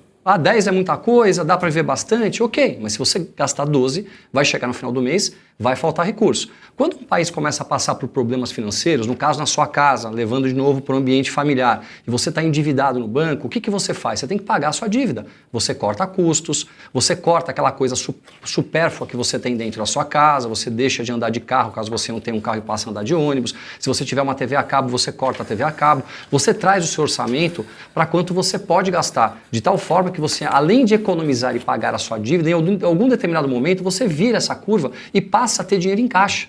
Dessa maneira você consegue desenvolver o país com bons projetos. Infelizmente o país não faz isso. O país cria uma narrativa enorme, estão muito preocupados com a eleição do ano que vem, sempre com essa mascarados dessa ajuda aos menos favorecidos, que na verdade são escravizados no Brasil há muitos e muitos anos. O CLT, no meu ponto de vista, é algo que escraviza o povo brasileiro. Por que eu digo isso? Por que todos querem trabalhar nos Estados Unidos? se lá não existe leis trabalhistas como existe aqui? Porque lá você ganha bem, e o que você ganha é suficiente para você viver bem, ter uma boa casa, ter um bom carro, viajar no final do ano, poder comer fora. Aqui você tem a falsa sensação de segurança e o governo pega esse dinheiro, que são essas, né, o que você paga em cima de toda essa norma trabalhista, e o que ele faz com isso? Ele não te entrega uma educação de boa qualidade, ele não te entrega um ensino de boa qualidade, ele não te traz segurança pública, e se você quiser ter tudo isso, você tem que pagar com o teu próprio dinheiro terceirizando. Ou seja, quem quer ter segurança tem que ter um carro blindado, quem quer ter uma boa escola tem que pagar uma boa escola. Então, ou seja, o Brasil faz tudo de forma errada. E qual que é a alternativa para poder arcar com toda essa conta? É aumentar tributos. Tudo que foi feito em outros países, como está sendo feito no Brasil, levou os países a uma tragédia fiscal, a uma tragédia do povo. Isso, em muito curto prazo de tempo, leva as pessoas a uma pobreza extrema, que é o que já está acontecendo no Brasil. E hoje o que eles fazem? Eles cortam dinheiro da saúde, cortam dinheiro das universidades, mas tudo tem o quê por trás? Um marketing, uma mídia, como se o Lula fosse o salvador dos mais pobres. Na verdade, é ele que faz com que o Brasil empobreça cada vez mais. Caivano, quero te ouvir a respeito disso. A gente sabe que teve uma série de brincadeiras, né, de memes com o Fernando Haddad, por exemplo, né, o Tachad. O Haddad, inclusive, né, que ele já pode pedir música, porque ele foi o pior ministro da Educação, pior prefeito da cidade de São Paulo e agora o pior ministro da Fazenda, está habilitado a pedir música. Ele conseguiu ali entrar no ranking dos piores ou dos melhores de maneira trans, né? É sempre importante falar que tem a maneira trans agora de agir também. Mas veja bem, Caivano, essa questão da economia, além de ser um problema agora, ela também prejudica o próximo presidente do país, porque a gente sabe que na economia, para se tomar boas decisões a longo prazo, elas são impopulares. Então isso prejudica, claro, o capital político. Sem dúvida, Geise. A gente já está com 90% do orçamento do governo congelado. Não tem mais o que fazer.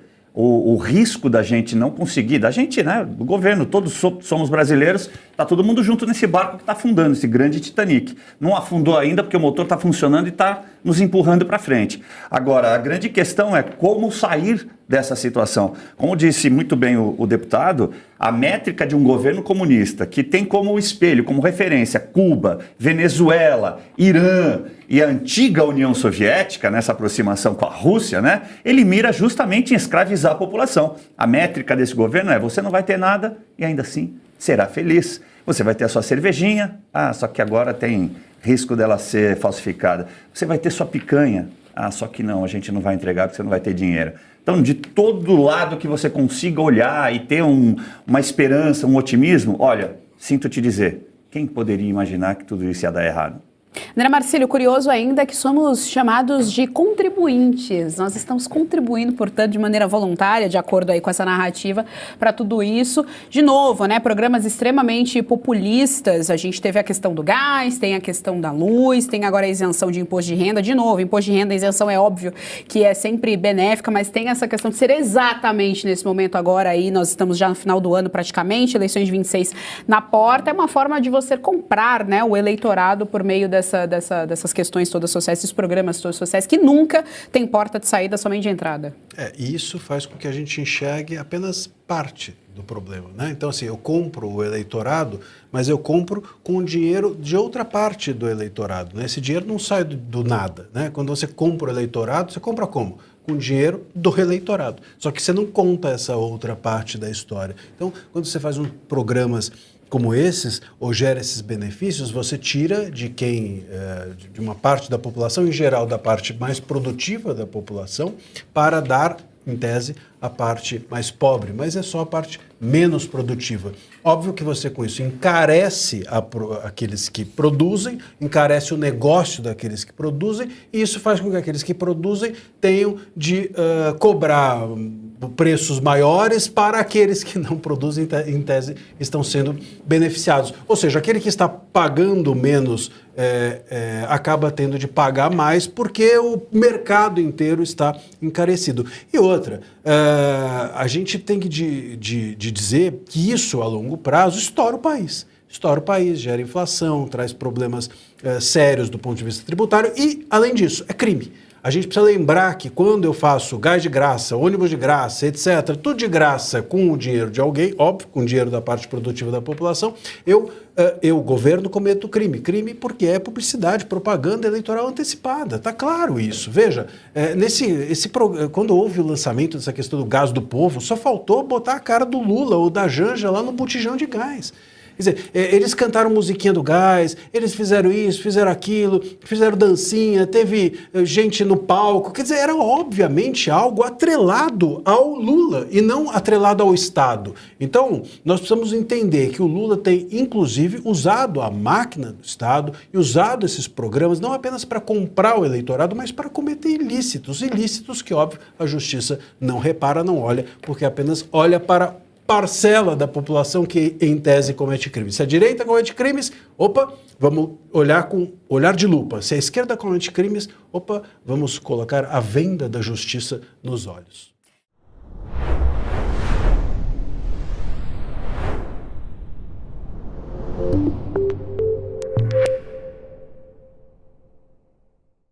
Na Oeste, você acorda com a notícia e começa o dia bem informado. Os assuntos que movem o país. Saúde, política, economia e tudo o que interessa a você. As análises do que está acontecendo com profundidade e responsabilidade. Jornal da Oeste, primeira edição, com Daniel Vidal, segunda a sexta, às 7 da manhã. Na Oeste, o seu dia começa mais leve. Informação, análise e a companhia que faltava na sua manhã. Adriana Reide, Marina Helena, Paula Camacho e Julie Milk trazem as notícias mais importantes do Brasil e do mundo, com um olhar afiado. Um programa feito por mulheres, mas pensado para todos. Oeste com elas, de segunda a sexta-feira, às 10 da manhã. Os lances mais quentes da rodada, com os pitacos do timaço da Oeste, estão no Esporte Sem Firula. Na escalação, Mário Alemão, Felipe Pacincani, Alex Miller, Lelê Bepler, Alfredo Loeblin e o maior jornalista esportivo do Brasil, Milton Neves. Não pisa na bola, hein? Liga na Oeste, de segunda a sexta, meio-dia. Você já viu o vilão prender um mocinho? É o Faroeste à Brasileira. Sente-se à mesa com Gustavo Segre e convidados para desvendar os acordos e os segredos que definem o Brasil. No Faroeste à Brasileira, o final é sempre imprevisível. Segunda a sexta, às 2 da tarde. Os assuntos que movem o país, na economia e na política, você acompanha no Jornal da Oeste, segunda edição. Análises do que está acontecendo, com profundidade e responsabilidade. Jornal da Oeste, segunda edição. Com Geisiane Freitas, segunda a sexta, às 4 da tarde.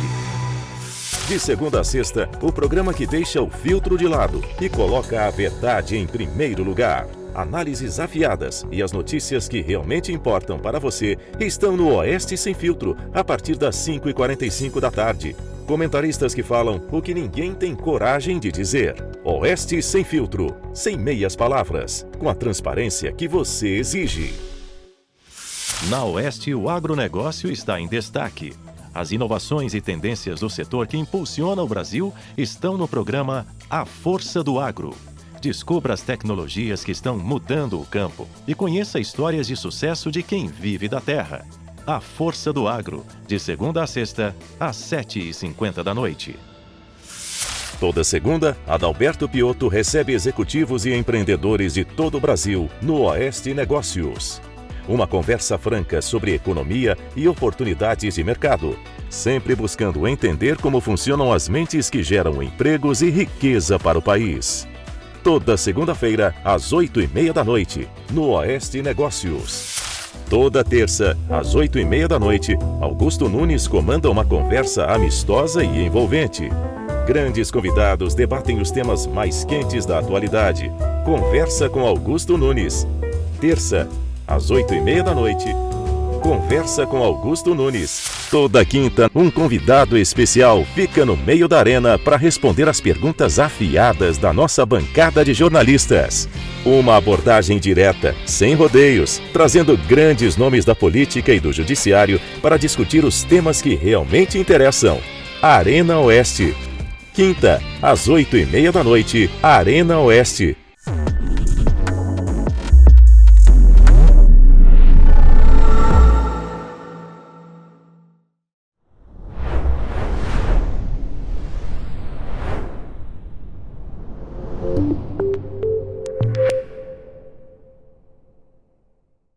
presidente dos Estados Unidos, Donald Trump, anunciou que autoridades de Israel e representantes do grupo terrorista Hamas assinaram a primeira fase do Plano de Paz. O republicano divulgou o acordo na noite de ontem por meio de postagem na rede social Truth Social.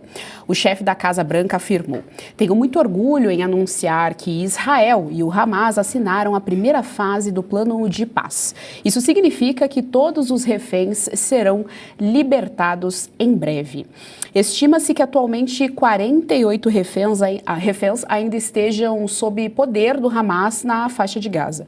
O presidente dos Estados Unidos não deu detalhes de qual prazo em dias para a libertação. André Marcília, lembrando que desses reféns ainda, infelizmente, tem alguns que são somente os corpos, né? Não são as pessoas vivas ainda. Enfim, a situação extremamente crítica. Está aí, então, acordo feito, promessa de campanha do Donald Trump. Vamos ver se o Hamas vai cumprir a parte no acordo e transformar e trazer para a realidade esse acordo de paz.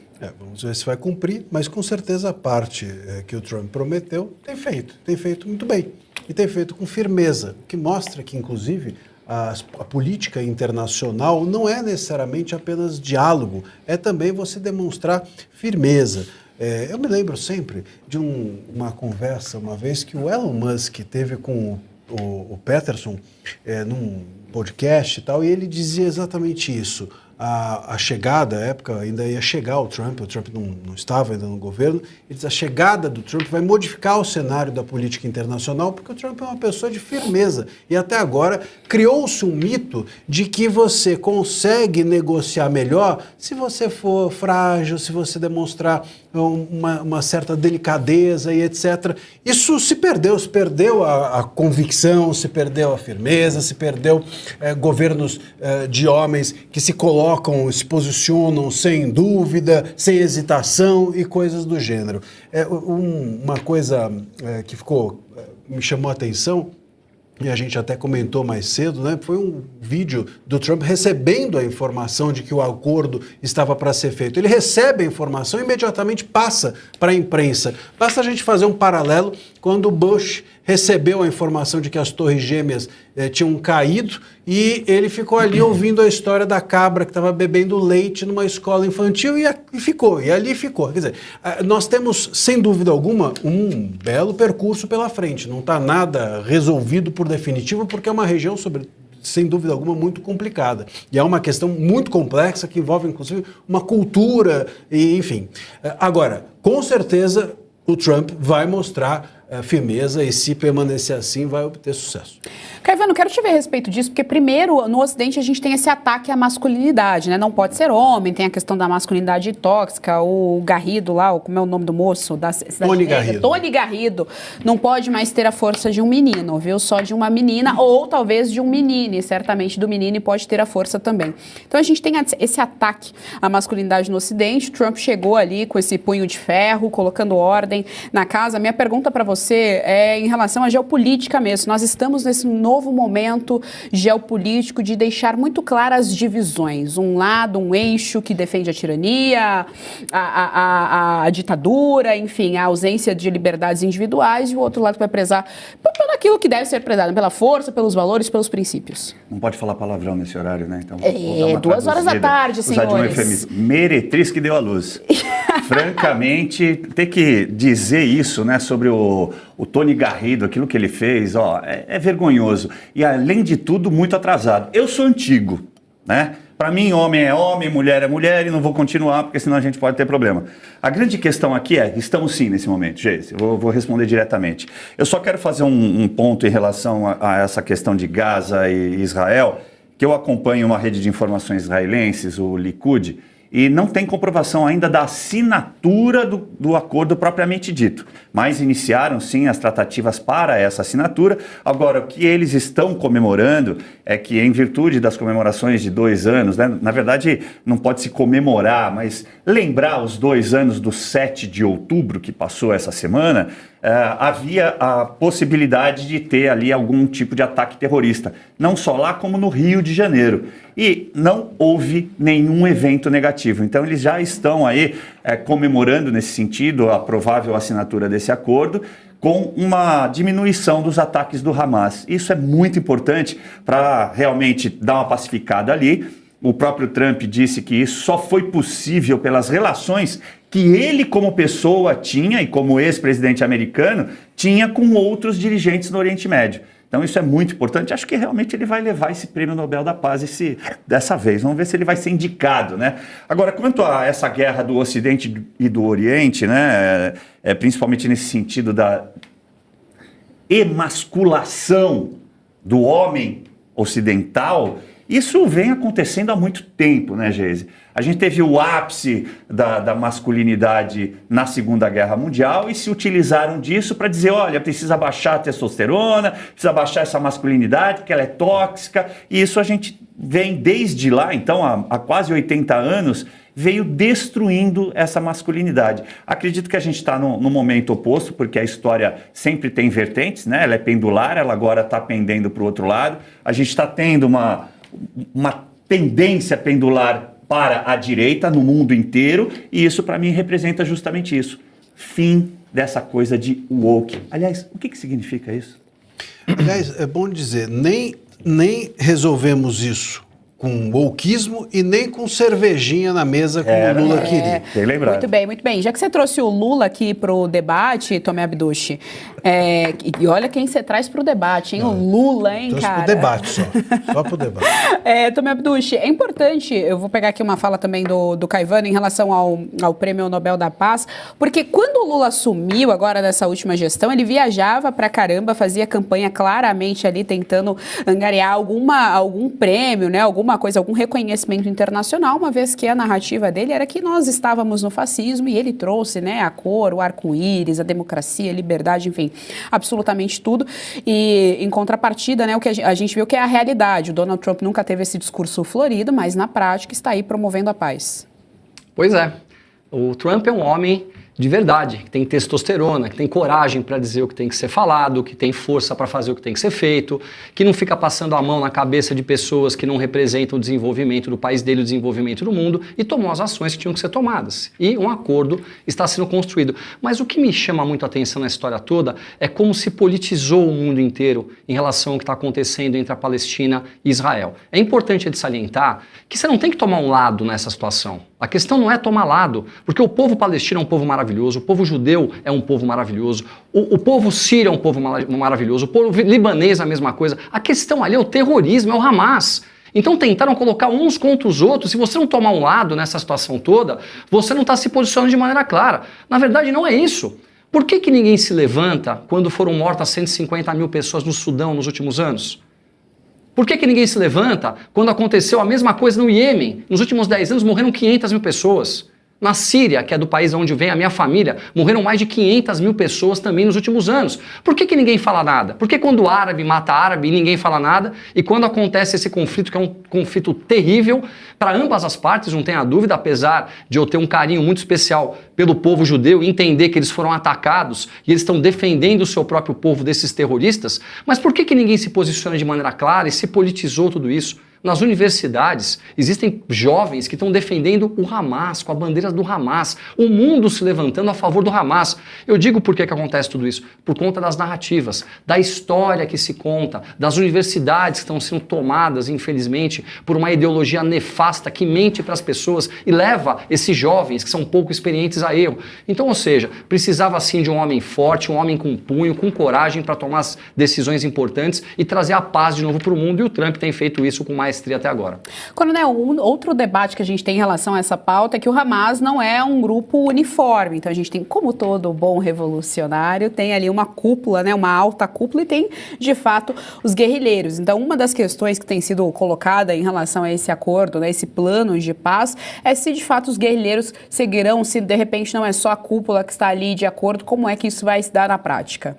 Bom, pelos 20 pontos que foram apontados pelo Trump, inclusive, ele amarrou isso também com a União Europeia e mais 8 países islâmicos, né? Então, Egito, Jordânia, Turquia, Emirados Árabes Unidos, Arábia Saudita. Então ele acabou fechando os 20 pontos do acordo entre Israel e o grupo terrorista Hamas, e um dos pontos é a anistia para os terroristas. Então, inclusive é interessante, né, falando em anistia, eles mataram, eliminaram a proposta de anistia. Só fazendo um comparativo com o Brasil hoje, né? Mas, além do mais, o Estado, o Exército, as Forças de Defesa de Israel sairão do território de Gaza e, militarmente falando, seria a rendição do Hamas. Portanto, o Hamas tem que entregar o armamento. Então, ainda nós temos essa perspectiva positiva, mas só vai se formalizar efetivamente quando for assinado, que ainda não foi, e a partir do momento da assinatura efetiva, são 72 horas para que os 48 cidadãos israelenses, infelizmente, 28 deles mortos, a perspectiva é que são 20 vivos, sejam devolvidos para Israel, e automaticamente Israel vai conceder libertar 250 palestinos que foram condenados à prisão perpétua, mais 1.700 palestinos que foram presos a partir do dia 7 de outubro de 2023, quando houve aquele genocídio com 1.200 cidadãos mortos, bem como 250 cidadãos israelenses que foram sequestrados. Bom, eu só preciso, Maurício, que você, por gentileza, coloque para mim a lauda 3 para a gente dar andamento aqui ao nosso Faroeste Brasileiro. A gente vai voltar para o Brasil porque o Tribunal Superior do Trabalho decidiu de forma unânime cancelar o contrato para construir uma sala VIP no aeroporto de Brasília destinada exclusivamente a quem? Aos 27 ministros da Corte. O contrato estimava um gasto superior a 1,5 milhão de reais ao longo de 2 anos. Segundo o presidente do TST, ministro Luiz Felipe Vieira de Mello Filho, a decisão foi tomada por falta de necessidade de uso do espaço e com a justificativa de que a rescisão contratual não trará prejuízos financeiros. Você quer uma sala VIP, ô Caivano? Eu vou separar uma sala VIP para os dois aqui, os dois juristas da mesa. Quem não quer uma sala VIP para chamar de sua, né? Não, brincadeiras à parte, obviamente que isso é ridículo, né? E que bom que eles voltaram atrás, porque eu imaginava que não fossem, não. É um gasto para lá de desnecessário, evidentemente, além da questão moral, né? Você colocar seres, porque são juristas, porque estão lá desempenhando um papel no judiciário, acima dos demais. E a justificativa que eles deram lá atrás para viabilizar essa sala VIP foi justamente isso. Para não encontrar pessoas inconvenientes. Bom, os inconvenientes somos nós, que podemos, de repente, perguntar alguma coisa, né? Podemos chamá-los de algo e, muito provavelmente, no aeroporto de Brasília, o controle de imagens das câmeras funcione. Ih, mas no de Roma parece que não, hein? Parece que no de Roma deu um probleminha, hein, Marcília? No de Roma, enfim... O rato roeu. O rato roeu.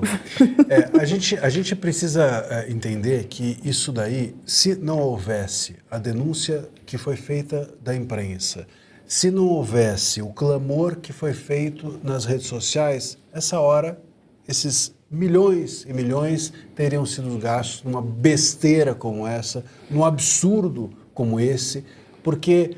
sala VIP para TST, para juízes, desembargadores da Justiça do Trabalho, já é errado assim. Primeiro, eles são diferentes, eles se acham tão diferentes que eles acham que eles são diferentes até dos outros juízes, porque se é só para o TST, então assim, o juiz do trabalho é melhor que o juiz que não é do trabalho, né? O desembargador do trabalhista é mais importante que os outros desembargadores, fora que eles se acham mais importantes que nós todos. Quer dizer, isso tudo teria passado, esse dinheiro público teria sido gasto com um absurdo como esse, se não houvesse, por exemplo, as redes sociais que são vistas tantas vezes como antidemocráticas. Então, é necessário que a gente não apenas comemore isso, mas comemore isso como uma vitória hoje da livre circulação que a gente ainda tem nas redes sociais. É isso aí, né? O que justifica essa sanha persecutória e de censura mesmo, né? Da liberdade das redes. A gente, por favor... Desculpa, mas assim, e quem teve essa ideia, é preciso também o seguinte, vamos lá, quem teve essa belíssima ideia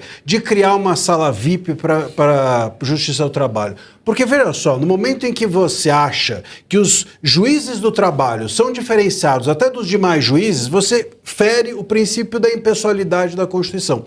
Porque, afinal de contas, você faz uma norma, ou cria uma lei, ou cria, enfim, algum benefício especificamente para aquelas pessoas. Ou seja, você fere a impessoalidade, você trata as leis e o dinheiro público de forma a pessoalizar, entregar para apenas aquelas pessoas se beneficiarem. Quem foi o grande gênio que teve essa ideia? Eu acho que o ponto aqui é também não apenas a gente, voltar atrás, certo, mas quem é essa pessoa, o que ela vai responder, alguém está investigando por que isso foi feito? Nada, com certeza isso vai ficar para lá como tantas coisas no país. Vamos ao giro de notícias da Revista Oeste. Todas as notícias que vamos apresentar e debater agora você pode encontrar no site da Revista Oeste, revistaoeste.com. A Polícia Federal deflagrou hoje mais uma etapa da operação que apura descontos associativos não autorizados em aposentadorias e pensões do INSS. Batizada de Sem Desconto, a ação cumpre 66 mandados de busca e apreensão em São Paulo, Distrito Federal, Sergipe, Amazonas, Rio Grande do Norte, Santa Catarina, Pernambuco e Bahia. Detalhe, entre os locais visitados pela PF está a sede do Sindicato Nacional dos Aposentados, Pensionistas e Idosos, cujo vice-presidente é José Ferreira da Silva, conhecido como o Frei Chico, o irmão do presidente Lula, André Marcília. Pois é. Agora, a gente olha para isso e fala assim, nossa, que maravilha. É uma maravilha? Não, não é uma maravilha. A gente tem uma investigação seletiva. Uma no cravo, outra na ferradura. Então a gente lê uma notícia como essa, aí a gente abre os jornais e lê, por exemplo, o seguinte: Polícia Federal entra na sala de irmão do Lula em sindicato, mas não vistoria a mesa. É isso. Né? Ou Flávio Dino dá despacho blindando o chefe do sindicato do irmão do Lula. E assim por diante. Então, infelizmente, as nossas investigações e o nosso judiciário hoje são seletivos em relação à questão do INSS. É tudo, o Congresso e a sua CPMI é uma espécie de... são eles contra todas as demais instituições e todos os demais poderes para que o INSS seja não investigado adequadamente. Uma pesquisa Genial Quest divulgada hoje revela que 56% dos entrevistados são contrários a uma nova candidatura do presidente Lula para buscar a reeleição em 2026. O levantamento mostra ainda que 42% gostariam de ver o presidente novamente na disputa. Em relação ao levantamento de setembro, houve uma queda de 3 pontos percentuais no grupo que rejeita a candidatura, que era de 59% anteriormente. Por outro lado, o percentual dos que apoiam Lula subiu de 39% para 42%, Tomé Abduch. Olha só, né? Delicado.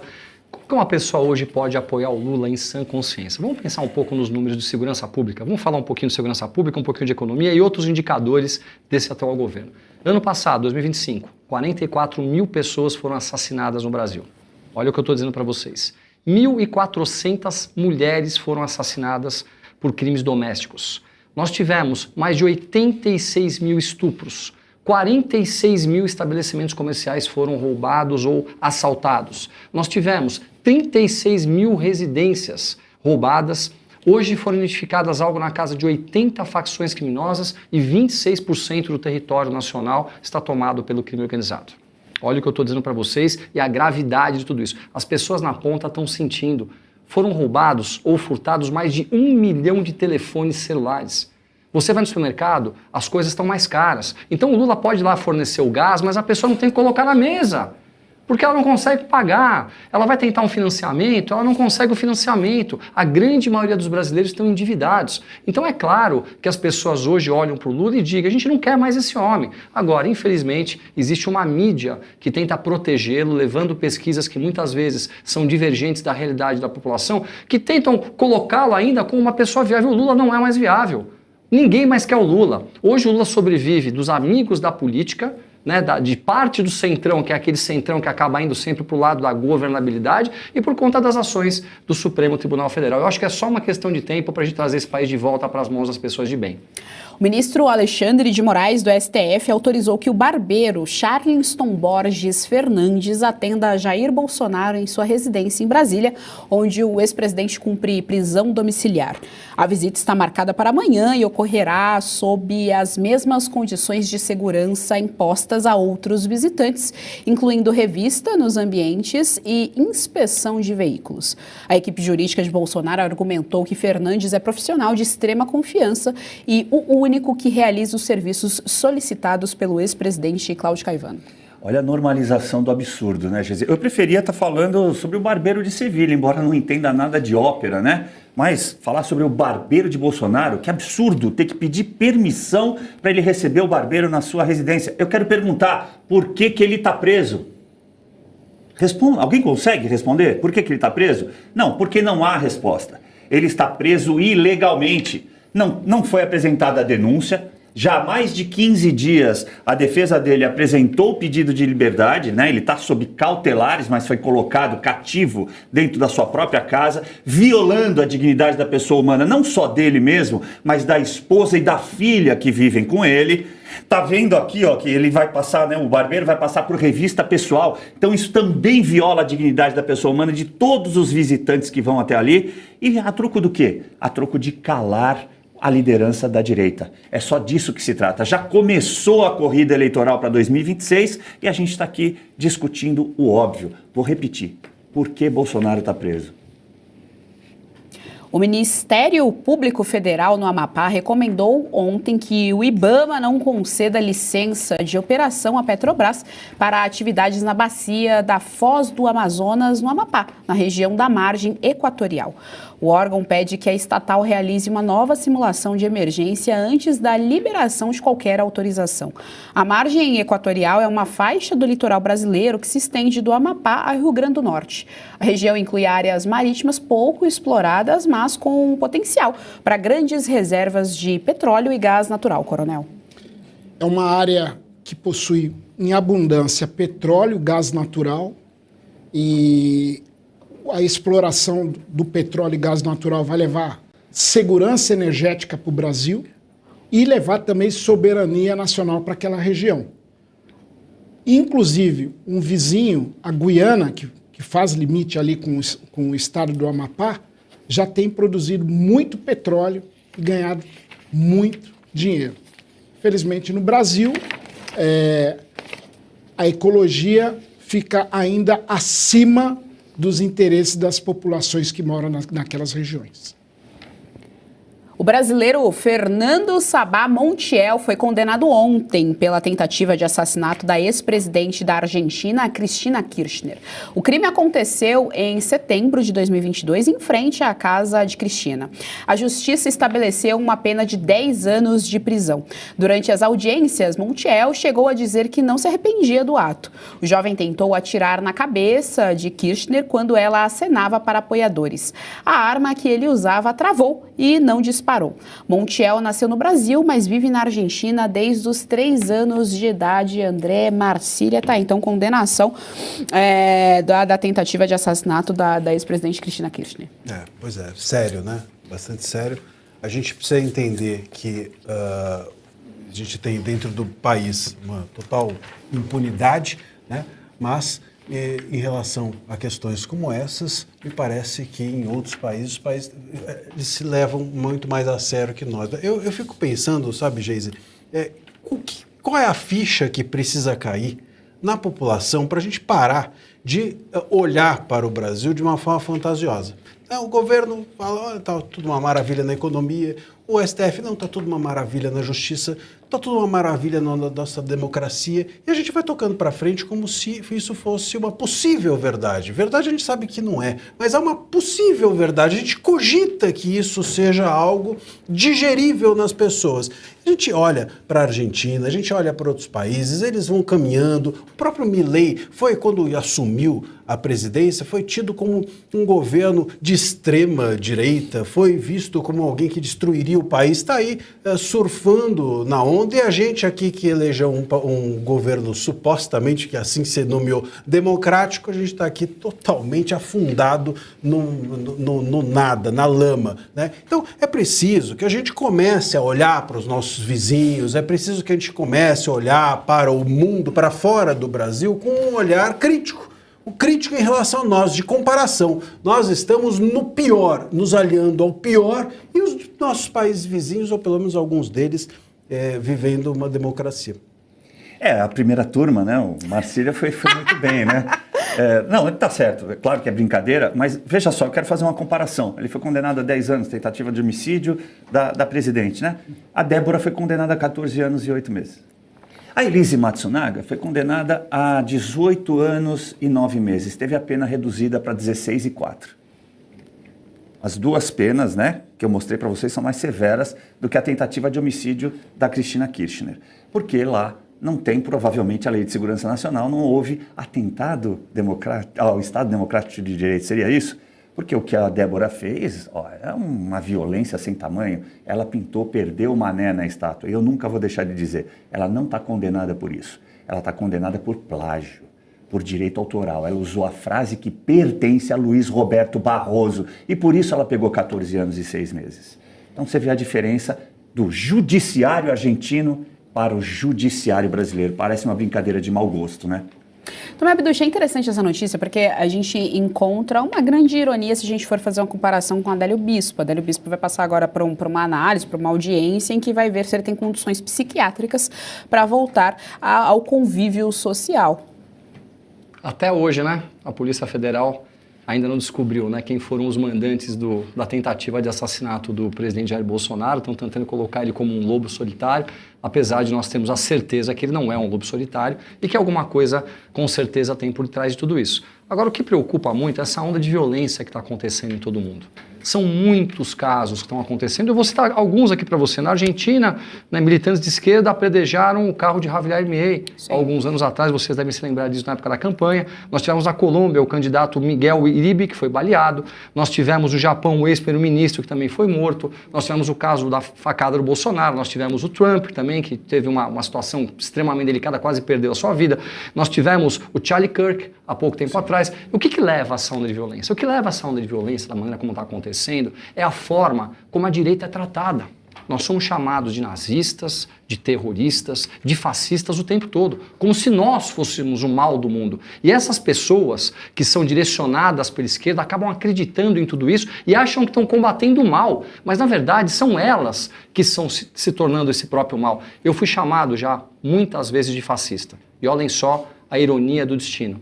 A minha mãe é italiana, minha mãe nasceu na Itália no primeiro ano da Segunda Guerra Mundial. Metade da minha família foi morta por conta do fascismo. Eu perdi metade da minha família. A minha mãe passou todos os terrores da guerra. Ela viu todas aquelas atrocidades acontecer. E eu não tenho nada a ver com fascista. Eu sou a favor da liberdade de expressão, da liberdade de imprensa, de um Estado livre, para que a gente possa ter um país que tenha livre comércio. É tudo ao contrário do fascismo. Nós somos chamados de fascistas. E essas pessoas que são idiotizadas, elas acabam colocando isso para dentro do coração e você pega um desequilibrado, ele acaba cometendo um ato, como nós estamos vendo. As próprias universidades federais, quem aqui consegue palestrar numa universidade federal sem ser agredido? Se você tiver uma cabeça voltada para a direita. Então, ou seja, tem muita coisa acontecendo e a culpa são dessas pessoas que ficam fomentando essas agressões a nós o tempo todo. Coronel. Bom, a pena proporcional ao crime cometido, independente se de direita, se de esquerda, tem que ser punido mesmo, dentro da proporcionalidade. Então, a justiça argentina fez justiça. O que, infelizmente, a justiça brasileira, em especial o Supremo Tribunal Federal, não tem feito.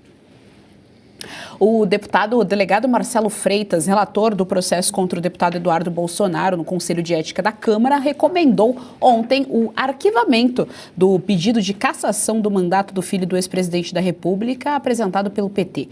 No parecer, o parlamentar considera o pedido inadmissível e defende que as manifestações de Eduardo estão protegidas pela imunidade parlamentar. Cláudio Caivano, tá então, o relator decidiu isso, tem que ver agora o que o Congresso vai decidir. Na verdade isso vai ter uma, provavelmente, votação na comissão, né? Porque o Chico Alencar pediu vistas, olha que coisa, quem poderia imaginar, né, que a esquerda ia pedir vista nesse caso? Quando o relator diz isso, ele está dizendo óbvio ululante.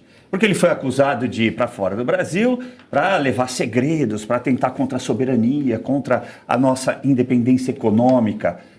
E colocaram contra ele o 359K.